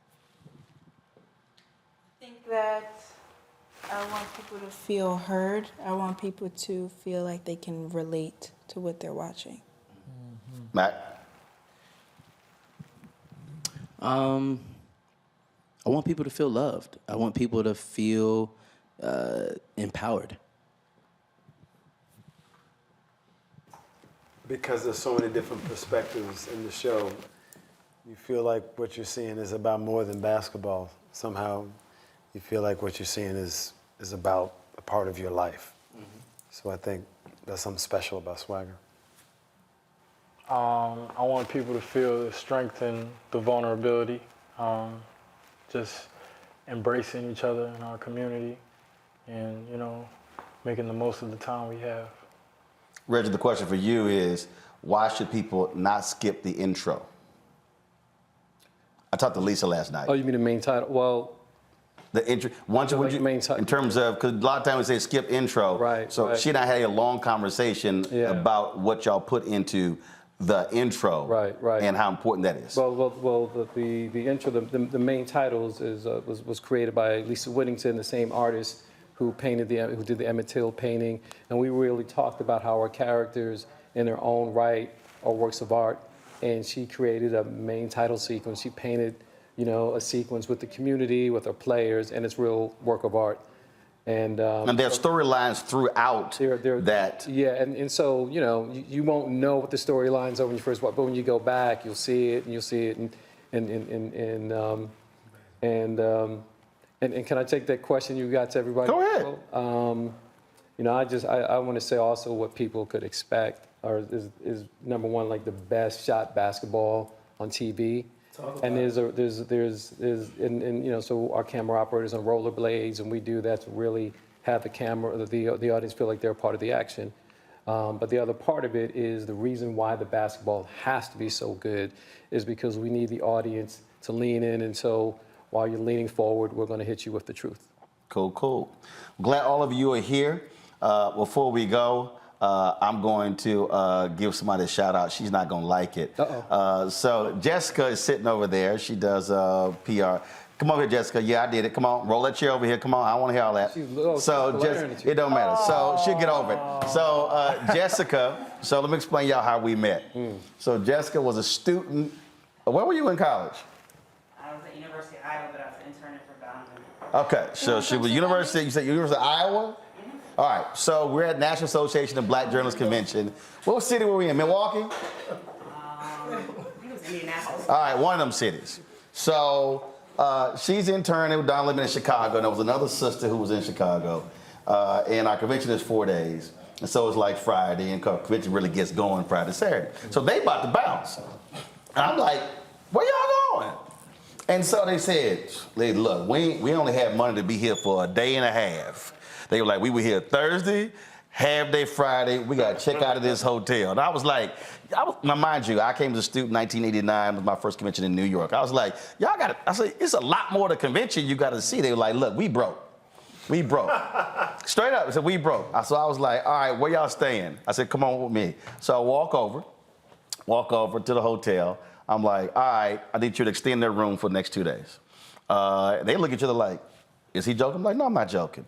Put the credit card down, extend the room. I was like, all right, y'all enjoy the convention, and walk the hell off. And then it was years later when she's at Fox, and we were at NABJ, DC. And was it Shots Fired. Mm-hmm. And so they had a panel, and she was like, no, Roland has to do the panel. Now, I completely forgot I did all this. And then we get on, it was an email, then she reminds me of the story, of the importance of, again, paying back. So it sort of came full circle. She's like, no, I gotta have him do this panel, and then, of course, she leaves Fox, joined Apple, and so appreciate all the great work you've done bringing folks in. See, yeah, that's right. Bring that chair over here. Gotta shout you out. And the reason that's important because, again, it's a lot of folks. I was one of those folks who came to our first convention. All I had was $75 the last 4 days. Luckily, we had a whole bunch of free receptions, so I ate at every reception to extend that $75. It's all important. So congratulations to y'all. Congratulations, Jessica, being at Apple TV Plus. Looking forward to season 2. And thanks for coming and hanging out with us on the Black Star Network. Thank you. Congratulations to you too, brother. All right, appreciate it. All right, then. So, folks, y'all clap. Y'all go ahead. Yeah, they got mamas and other people here. They got everybody here. All right, y'all, got to go to a break. We come back. Ben and I are going to chat about his book right here on the Black Star Network. You're watching, of course, Roland Martin Unfiltered. Don't forget, download the Black Star Network app, Apple phone, Android phone, Apple TV, Android TV, Roku, Amazon Fire TV, Xbox One, Samsung Smart TV. Folks on YouTube, hit the like button as you're watching, which should easily be more than 1,000 likes.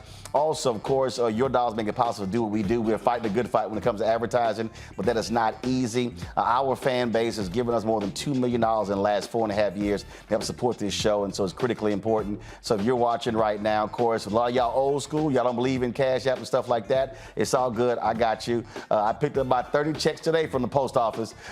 So send a check. Yeah, they actually, Reggie, they still checking money orders, bro. Straight up. But guess what? It all cashes.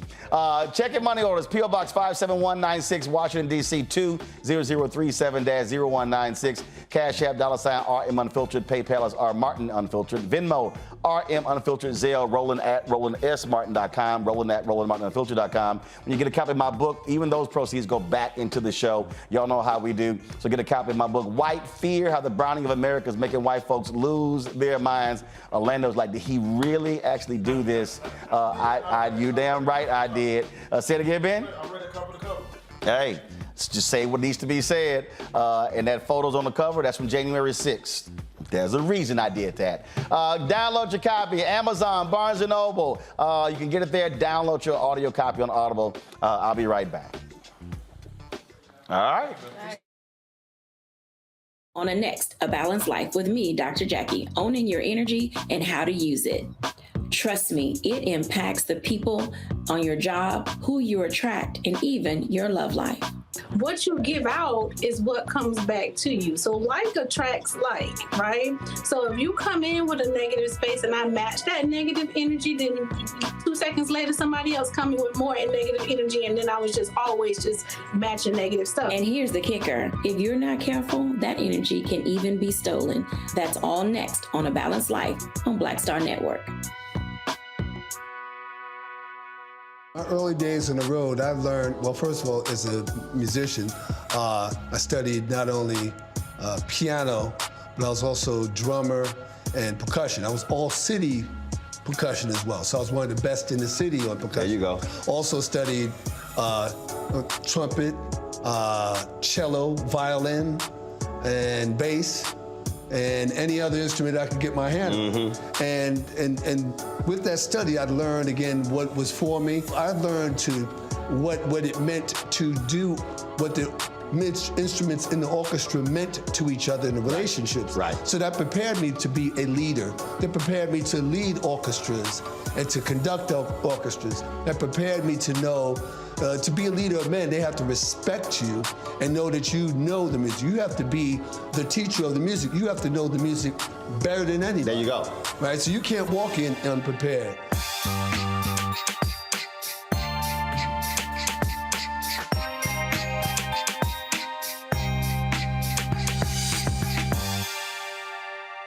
Me, Sherry Shepard, with Sammy Roman. I'm Dr. Robin B., pharmacist and fitness coach, and you're watching Roland Martin. Up next on The Frequency with me, Dee Barnes. She's known as the Angela Davis of hip-hop. Monet Smith, better known as Medusa, the gangsta goddess, the undisputed queen of West Coast underground hip-hop. Pop locking is really what indoctrinated me in hip-hop. I don't even think I realized it was hip-hop at that time. Right. You know, it was a happening. It was a moment of release. We're going to be getting into her career, knowing her whole story, and breaking down all the elements of hip-hop. This week on The Frequency, only on the Black Star Network. I'm Faraji Muhammad, live from LA. And this is The Culture. The Culture is a two-way conversation. You and me. We talk about the stories, politics, the good, the bad, and the downright ugly. So join our community every day at 3 p.m. Eastern and let your voice be heard. Hey, we're all in this together. So let's talk about it and see what kind of trouble we can get into. It's The Culture. Weekdays at 3, only on the Black Star Network. Folks, Black Star Network is here. Hold no punches. I'm real revolutionary right now. Support this man, Black Media. He makes sure that our stories are told. Thank you for being the voice of Black America, Roland. Stay black. I love y'all. All momentum we have now, we have to keep this going. The video looks phenomenal. See, there's a difference between Black Star Network and Black-owned media and something like CNN. You can't be Black-owned media and be scared. It's time to be smart. Bring your eyeballs home. You dig?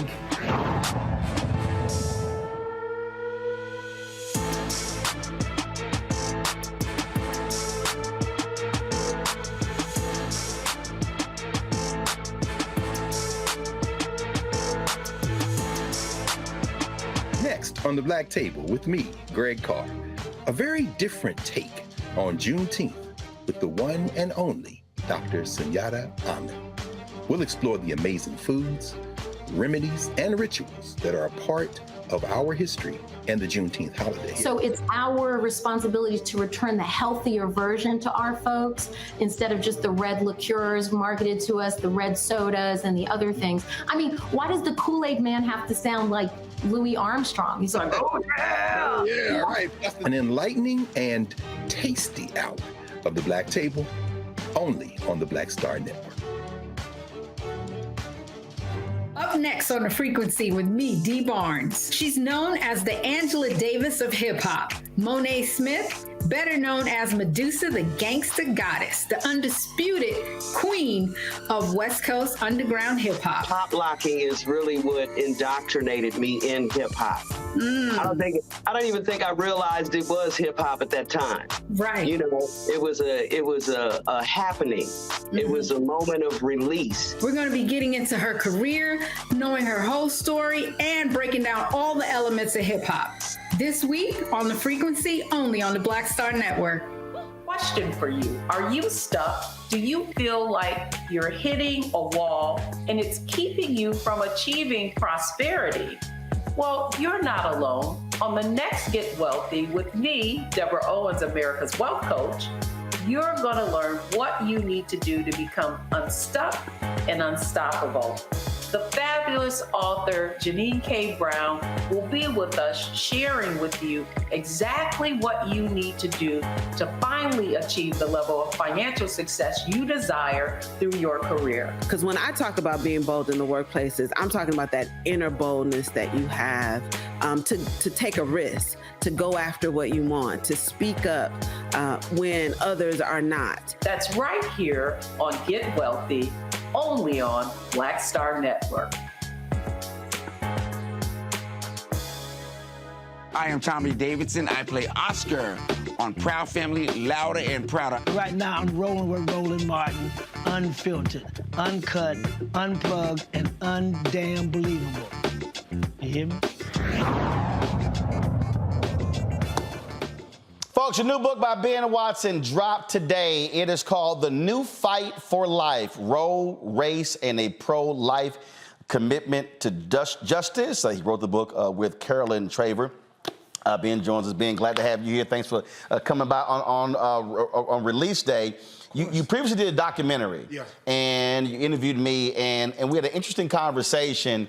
And since we did that, it was amazing how a lot of the stuff just kept getting revealed with all of these people, especially when Roe v. Wade was overturned. All of these folks who are pro-life kept saying they were pro-life, but then when it came to other matters that dealt with life, they got real quiet. And even you were like, what is going on? Like, what's going on here? And it reminded us of our conversation, during that documentary. And that's why I wrote the book, honestly. The new fight for life is like, now in a post-Roe world, what does pro-life advocacy really look like? And it looks like the things we talked about. When 76% of abortion-determined women say they would prefer to parent if their circumstances were different, you know what those circumstances usually are? Obviously, relationship with a dad. But it comes down to health care. It comes down to adequate housing. It comes down to livable wage. It comes down to education. All the sorts of things that may not seem to be pro-life, quote unquote, they all feed into the life issue. And so part of the reason why I wrote the book was kind of, and I quote you in there talking about those issues, is that I got tired of people saying that black women were 3 to 4 times more likely to have abortions and just leaving it there. And I always want to know the question why. And when you dig deeper, there is an inextricable link between justice issues like no health care or no housing or a 10-to-1 wealth gap and decisions to abort. I'm adamantly pro-life. I believe in protecting the human person inside the womb, but I also believe that it's imperative that we serve people outside of the womb so they're not in a position to make that decision. And see, that's where a lot of folk in the pro-life movement would depart with you. And it was interesting when we were talking, because I remember when you first asked me that question, you were like, hey, why is this happening? And I kept saying, if you ignore the economic aspect, then you're losing sight of really what's going on here. And that's my greatest problem when people go, no, this is cut and dried, it's real simple. Then that's when I go, okay. If you want to have a pro-life conversation, let's have that hardcore, multifaceted conversation. Yeah, and that's where it gets difficult, because that's where it gets political. And we live in a very political culture. Look, politics is important. Legislation is important. I applauded Roe being overturned. I will say that. I applauded lives being saved. We've seen that. But also, there needs to be an impetus or an urgency, I would say, as Dr. King would say, the fierce urgency of now to address those systemic issues. And quite frankly, too many people don't want to do that. In fact, Deanna Bass was on the show on election night, and she and I got into it. And I made a point. The Supreme Court case that overturned Roe v. Wade came out of Mississippi. But then they showed that Mississippi was unprepared for the additional 5,000 babies that are going to be born in the first year post Roe. and public policy-wise, don't want to do Medicaid expansion. There's a crisis of OBGYNs in the state. And so it's like... maternal health deserts. Right. Where there's no maternal health for counties and counties and counties, and women are facing challenges, and some of them facing death because they're unable to get to maternal health care. Well, we just saw Tory Bowl, the track athlete, die trying to have a child. Exactly. And it was just a stunning story. And the point that I was making even with her was, okay, Mississippi, you wanted the law overturned, but you're not prepared even for you say you support life, but you ain't prepared for the babies that are about to come in. And it's not even the not being it is the not being prepared, but it's there's no energy to prepare. You know what I'm saying? Like that there has to be the empathy to say this is important, and we're at least gonna talk about it. And what happens so often is, you know, on the Democratic side, there's the social safety nets and all those sorts of things. And on the Republican side, there's the piety and the pro-life. And what I'm saying is that it's okay to have a pro-life commitment. I have a pro-life commitment. I believe in protecting life womb to tomb. But that includes these other things. And you shouldn't be so adamantly pro-life, but be unwilling to engage. And this specifically when it comes to the black community. Look, abortion has impacted us more than any other ethnic group. I mean, that's just the truth. The question is why. And a lot of so is poverty. And a lot of times, exactly. And a lot of times we point at Planned Parenthood, and I got my issues with them 100%. But they go to places where they can pick fruit. And so why is that fruit so ripe there? It's because of all these other lists of things, not just currently, but historically. Look, a 10-to-1 wealth gap, or 12-to-1, whatever it is, didn't just come out of nowhere. It's not because black folks don't want to work. And also where Planned Parenthood is going is you no longer have community health centers. That too. You know, I mean, and so because there are health services that are provided there. Yeah. And so when I hear people complain about Planned Parenthood, then I go, okay, you can't cut community health centers and then say, oh, well, let's fix the problem. Yes, but you're negating what's there, which is why I say there's a difference between people who are pro-life and those who are anti-abortion. True. And I'll tell you the other group of people. There's a large group of people, specifically in the black church, people who are maybe clergy, maybe black Christians, who are uncomfortable with abortion on demand because of their ethics. They're uncomfortable with that. But they're also uncomfortable with not addressing these other issues that plague us specifically. And that group of people I felt have been kind of nameless and voiceless in a way because they don't quite fit into the extremes in either party. And so part of the book is encouraging the black church, meaning black believers, black Christians, no matter what denomination they're in, that their voice matters, that they are heard, and that this idea of, as we see throughout Scripture, do justice, love kindness, walk humbly before God. As we see in Jeremiah, I'm a God of righteousness and justice and kindness. As we see in Isaiah, when the people are chastised because they are oppressing people, and God sees the blood running in the streets, and he says, no, this is not right. Our people and our story is one where we understand the importance of uplifting life. We understand that ethic, but we also understand that justice demands that we do certain things to promote human flourishing. Many things, quite frankly, that this country has not done or has refused to do. Are those in the so-called pro-life movement listening to you, or, and I hear this from others, where they love to have Ben Watson standing on stage, but then all of a sudden, when you start talking about that other stuff, it's like, what are you doing? What it's always going to be some of that. But that ain't never stopped anybody from saying anything that's important. And so I would say that there are, and even in what you said, the pro-life movement, which is largely under the banner, people who would say they're pro-life, you're talking about white, evangelical, Republican, but a pro-life ethic is a lot more multifaceted and diverse. A good friend of mine named Sherilyn Holloway, Pro-Black, Pro-Life is her organization. You should check her out. You should have her on the show. But black woman is not in that far-right pro-life camp, understands these issues. Another guy, Justin Gibney, who speaks this language. But there's a large group of people, we just don't have the loudest voices. And so there are people who not only are listening, but are informing some of the things I talk about in the book and agree with it. And then there are some who this is just a bridge too far for them. And, some folks you just got to let go, but there are others who are willing to be challenged. The hope is that people are challenged and that people are encouraged with the book. You especially say Roe, then race. Yeah. And it's a lot of folk who go, Ben, what you doing? What? This ain't about race. Well, it is about race for many of them when they drop the statistic. And so what I found, like I work for an organization called Human Coalition. We have telehealth in 18 different states, based in Texas, but we have brick and mortar pregnancy resource centers around the country, but we also have partnerships. But what we do is when a woman calls in, we're able to connect her with social services if she needs financial help or educational help or employment, those sorts of things. But the important thing that we do and that I've heard through my time in the pro-life movement is the statistic about black women. Right. And it gets thrown out there. Oh, quickly. Well, yeah, quickly. 40 million black babies been aborted. And, they'll... yes. But it's almost like feel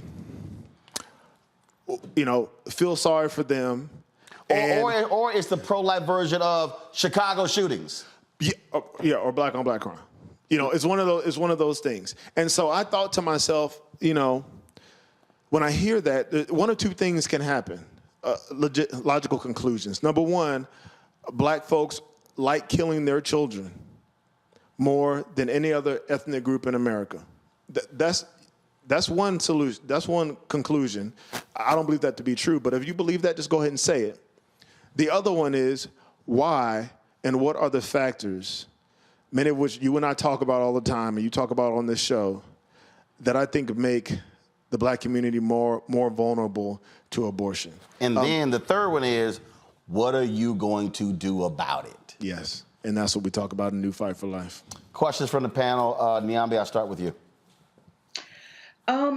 Thank you, Roland. I would just ask, why is there this fixation on Margaret Sanger?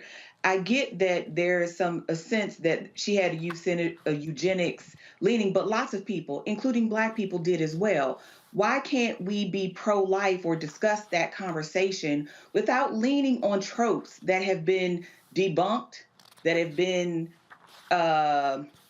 fact-checked over and over again? Why can't it be a conversation about your position on probably one of the most defining issues that doesn't rely on trotting out tropes that are only partially true and shade the larger question around black women's inconsistent access to birth control and other kinds of things? If this is really about black women and the care for them, where is that conversation? Where is the conversation about black women's maternal mortality and even the space for a conversation about black women who don't want to be mothers? I think the Margaret Sanger conversation is comfortable, and it's a convenient shield for a lot of people to addressing the things you just talked about. It's comfortable, quite frankly, to talk about Margaret Sanger and eugenics as the reason why blacks are aborted at a larger number or a disproportionate rate. When, again, like you said, if you look at Margaret Sanger, she was a eugenicist. Eugenics covered not only ethnicity, but also mental capability, physical capability. So it wasn't just about race. And quite honestly, Margaret Sanger isn't the one who introduced abortion to Planned Parenthood. It was Alan Guttmacher. Margaret Sanger, there are different reports on that, but she wasn't championing abortion. But it's convenient to talk about her because then you don't have to talk about the injustice and inequity in maternal health care, in health care in general, in wealth, in employment, and all the other things that are impacting the black community. It's convenient. And so I don't talk about Margaret Sanger that much in the book. I do mention her because it's important to mention her at least, but I don't rely on her or use her as the reason why black women face these disproportionate rates. And I think that the biggest thing I encourage pro-lifers to do is to listen to black women. They will tell you what they need and what they want. And many of them do not say, I need you to reject Margaret Sanger. They say we need health care. We need, autonomy in the sense of being able to get a job and education, those sorts of things, opportunities.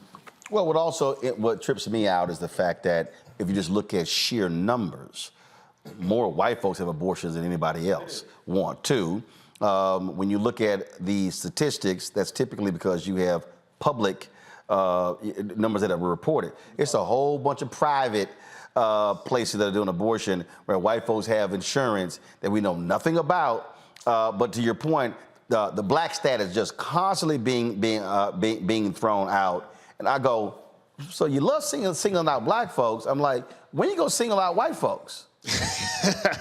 or when are we going to step into the more difficult conversation that might cause you to bleed across party lines to addressing social safety nets and promoting all of these driving factors? Because see, here's the deal: when we start talking about social safety nets, you then are going to have to now deal with systemic racism.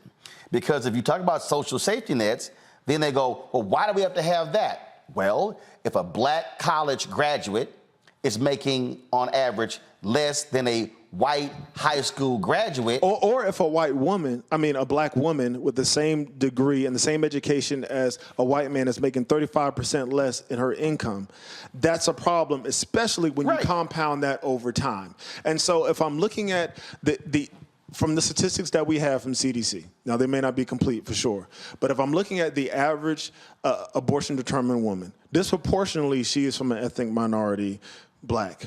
She is 29 years old. She has one child. She has at least a high school education, probably partially of a college education. She would say that she is underemployed or has partial employment, and she might also say that her housing situation is in flux. And so if I'm trying to impact her because I don't want any more abortions, and I'm speaking about myself because I don't believe in abortion. Right. So I'm speaking about myself. But if I'm looking at her, I'm saying that now that Roe has been overturned, what are some different things I can get behind?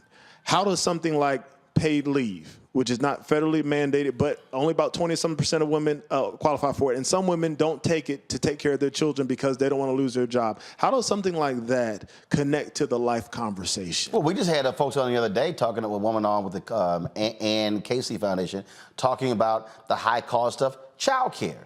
And so people start going, wait a minute, if I have this baby, now it's childcare. What I can't afford now.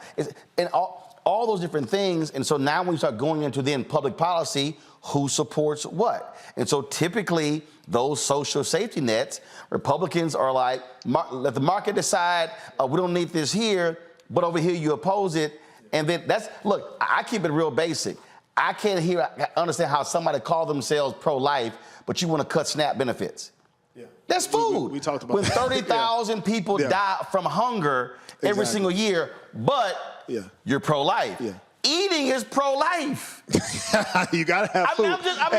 And even within that, and even within all the frustration that I have, even with all the frustration that I have sensed from many of the black folks in my churches and community friends that we have when it comes to that issue, it still doesn't change the conviction that life is important womb to tomb, and that life has value womb to tomb and inherent dignity womb to tomb. It just makes us have the need to do things for ourselves. Yep. It makes us have the need to push the other side even more, and to push our government to do what it's supposed to do in correcting and redressing so much that it has had a hand in doing incorrectly and doing wrong. Tanya, your question. Yes, I really appreciate that you are making a contribution that reflects kind of a more nuanced approach to how we deal with the aftermath of the reversal of Roe. And I teach this area of law when I teach family law. And my question is, as a Black woman who has also birthed two beautiful Black boys, one who was born to me at the age of 45, and I was acutely aware of the statistic around that my colleague mentioned around Black women's mortality in the birthing space. We recognize that there are social determinants, political determinants that contribute to the decision-making process, But some Black women decide they don't want to have a baby. They don't want to give birth because they don't want to die. Like their decision is informed by that statistical reality. And so the question is, do we take away an option that would allow them to exercise agency and preserve their own life before we have the safety nets in place?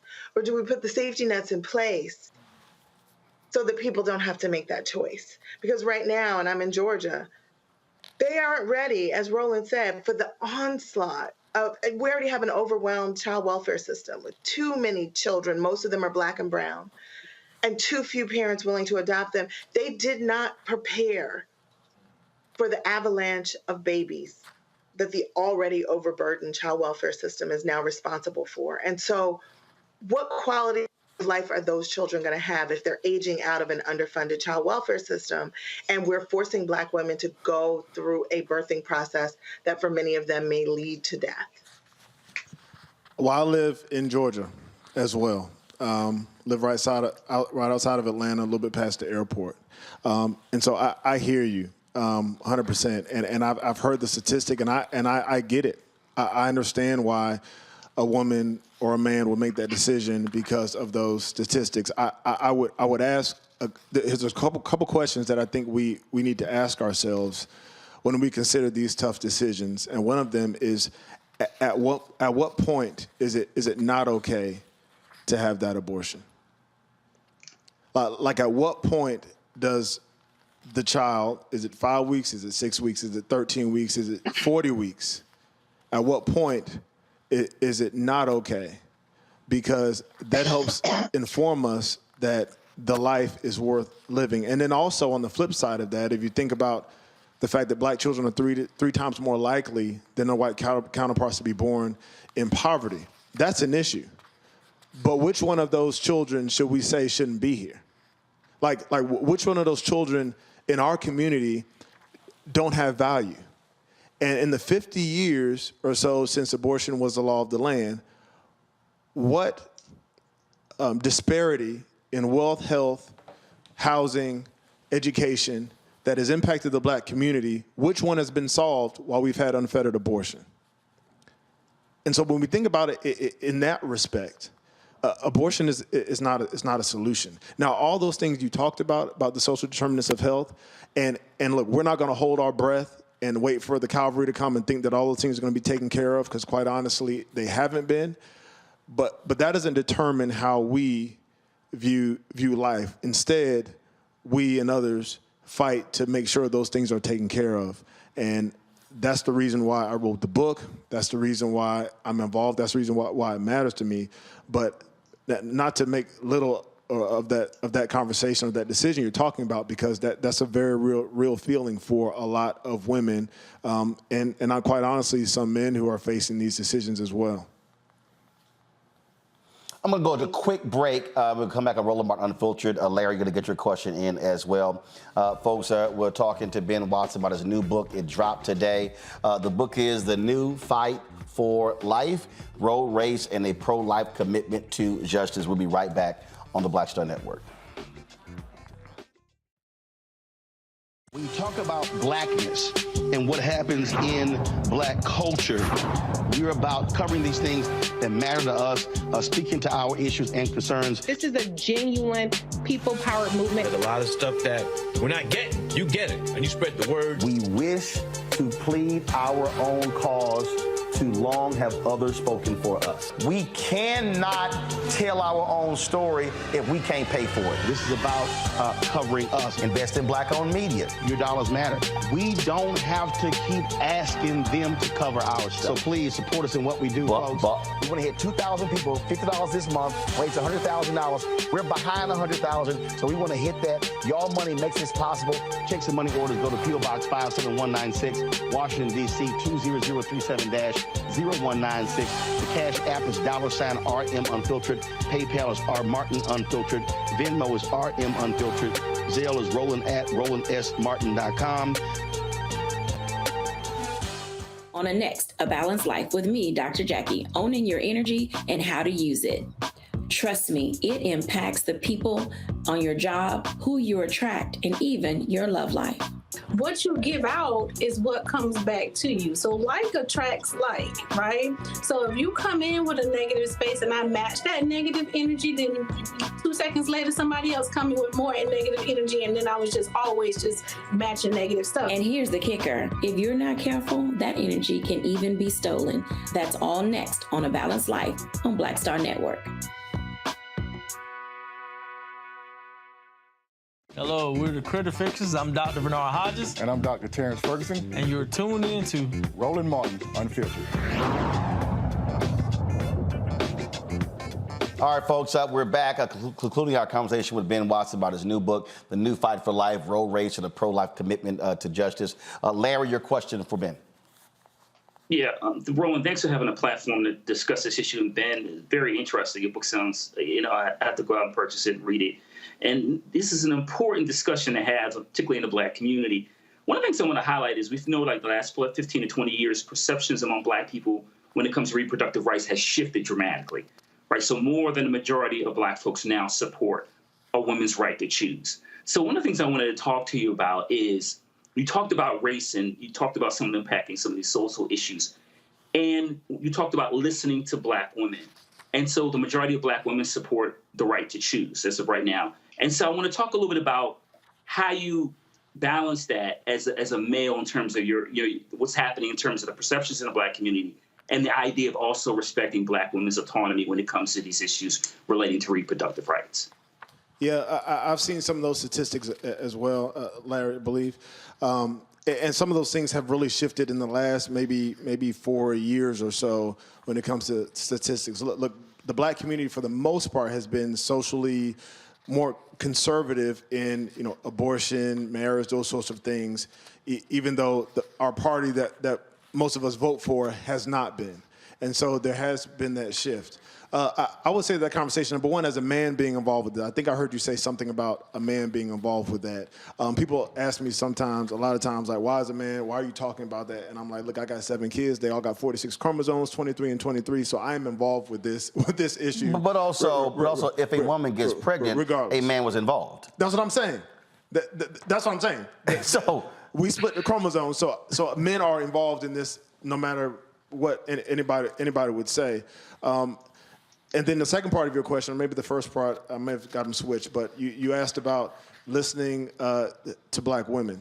And that's what we've done at our organization, at Human Coalition. More importantly, even in writing this book, there were several women who I spoke to in several women's organizations. One of them is the Whole Life Project. You can look them up. The Whole Life Project is a collection of about 40 or so different women around the country, all Black women for the most part.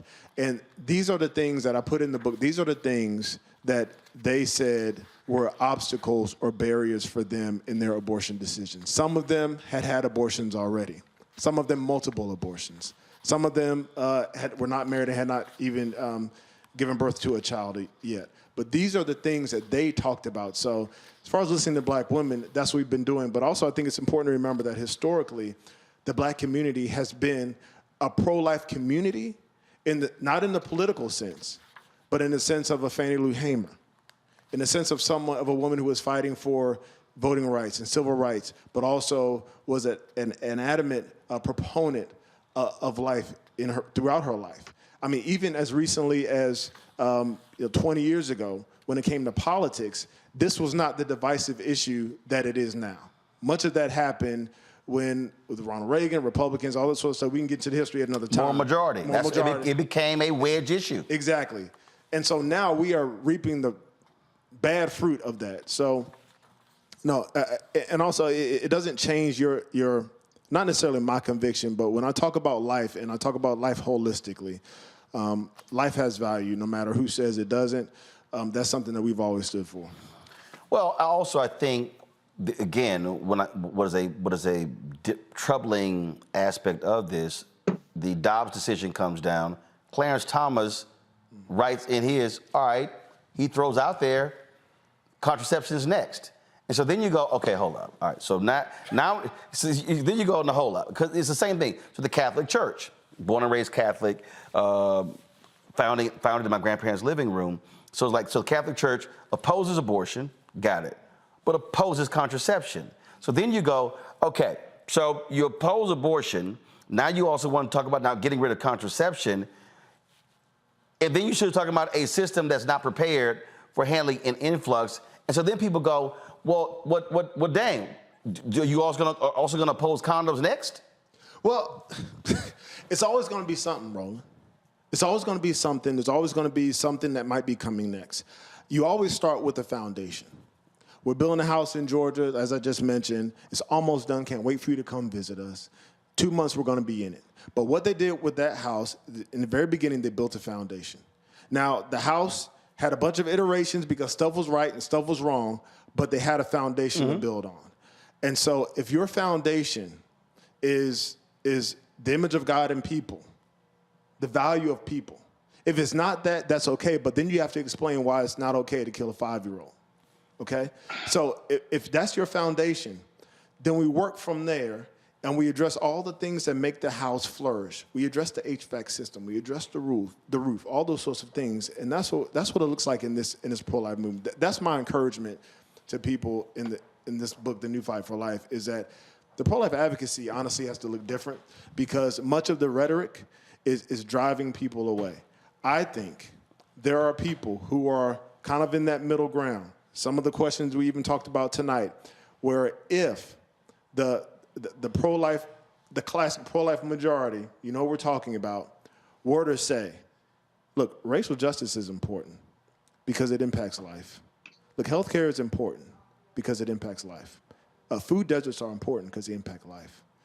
Correcting all that has been wrong, compounded, the criminal, that's important. You know why? When you're ripping out black men for doing the same crimes as their white counterparts, but they're staying in jail for longer, that impacts life. And so these are all things to me that are life issues that don't enter the conversation a lot of times, but it all starts with the integral foundation of human dignity, womb to tomb.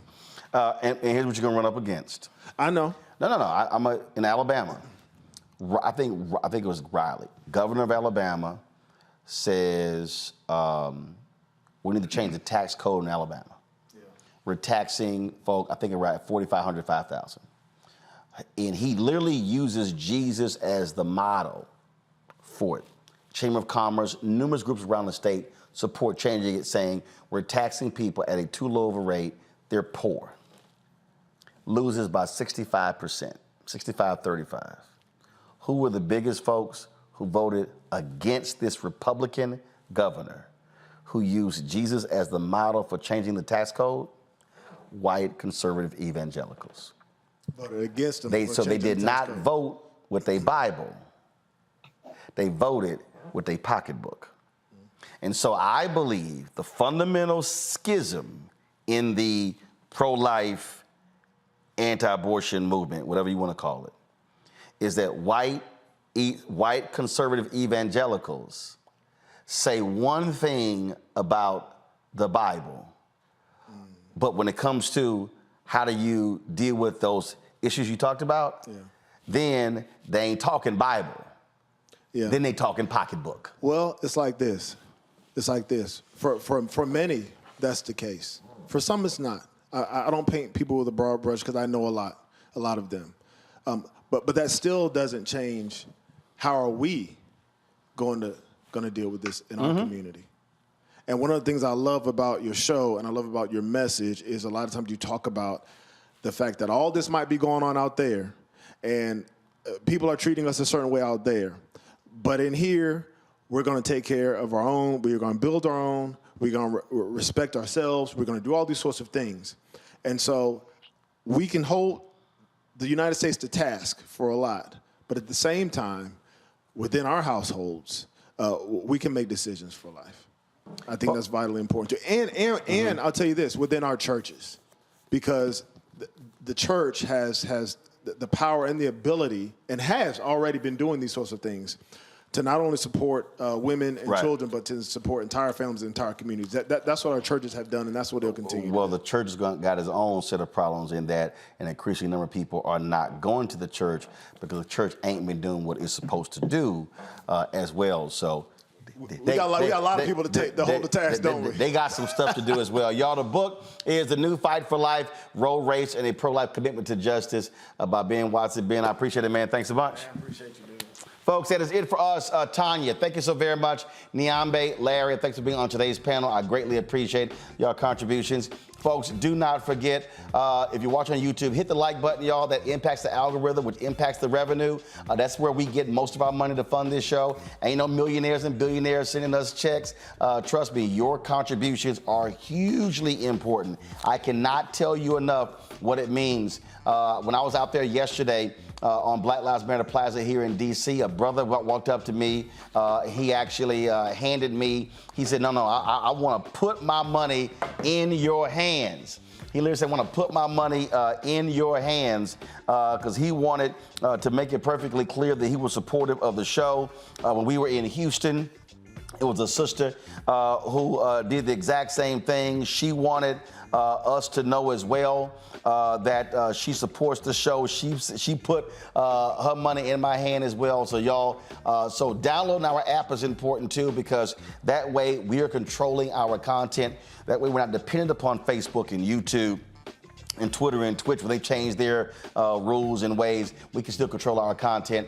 Download the app on your Apple phone, Android phone, Apple TV, Android TV, Roku, Amazon Fire TV, Xbox One, Samsung Smart TV. And again, your dollars matter. Send a check and money order to P.O. Box 57196, Washington, D.C. 20037-0196. Cash App is $RM Unfiltered. PayPal R Martin Unfiltered. Venmo is RM Unfiltered. Zelle, Roland at RolandSMartin.com. Roland at RolandMartinUnfiltered.com. And get your copy of my book, White Fear, How the Browning of America is Making White Folks Lose Their Minds. Available numerous bookstores, including Amazon, Barnes & Noble, Books A Million, Target.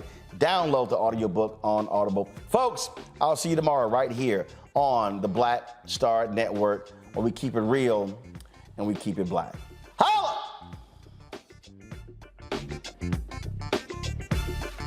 Folks, Black Star Network is here. Hold no punches! I'm real revolutionary right now. Support this man, Black Media. He makes sure that our stories are told. Thank you for being the voice of Black America, Roland. Stay black. I love y'all. All momentum we have now, we have to keep this going. The video looks phenomenal. See, this difference between Black Star Network and black-owned media and something like CNN. You can't be black-owned media and be scared. It's time to be smart. Bring your eyeballs home. You dig? Pull up a chair, take your seat. The Black Table with me, Dr. Greg Carr, here on the Black Star Network. Every week, we'll take a deeper dive into the world we're living in. Join the conversation only on the Black Star Network. Hi, I'm Dr. Jackie Hood Martin, and I have a question for you. Ever feel as if your life is teetering and the weight and pressure of the world is consistently on your shoulders? Well, let me tell you, living a balanced life isn't easy. Join me each Tuesday on Black Star Network for A Balanced Life with Dr. Jackie. We're all impacted by the culture, whether we know it or not. From politics to music and entertainment, it's a huge part of our lives, and we're going to talk about it every day right here on The Culture with me, Faraji Muhammad, only on the Black Star Network. I'm Deborah Owens, America's Wealth Coach, and my new show, Get Wealthy, focuses on the things that your financial advisor and bank isn't telling you, but you absolutely need to know. So watch Get Wealthy on the Black Star Network.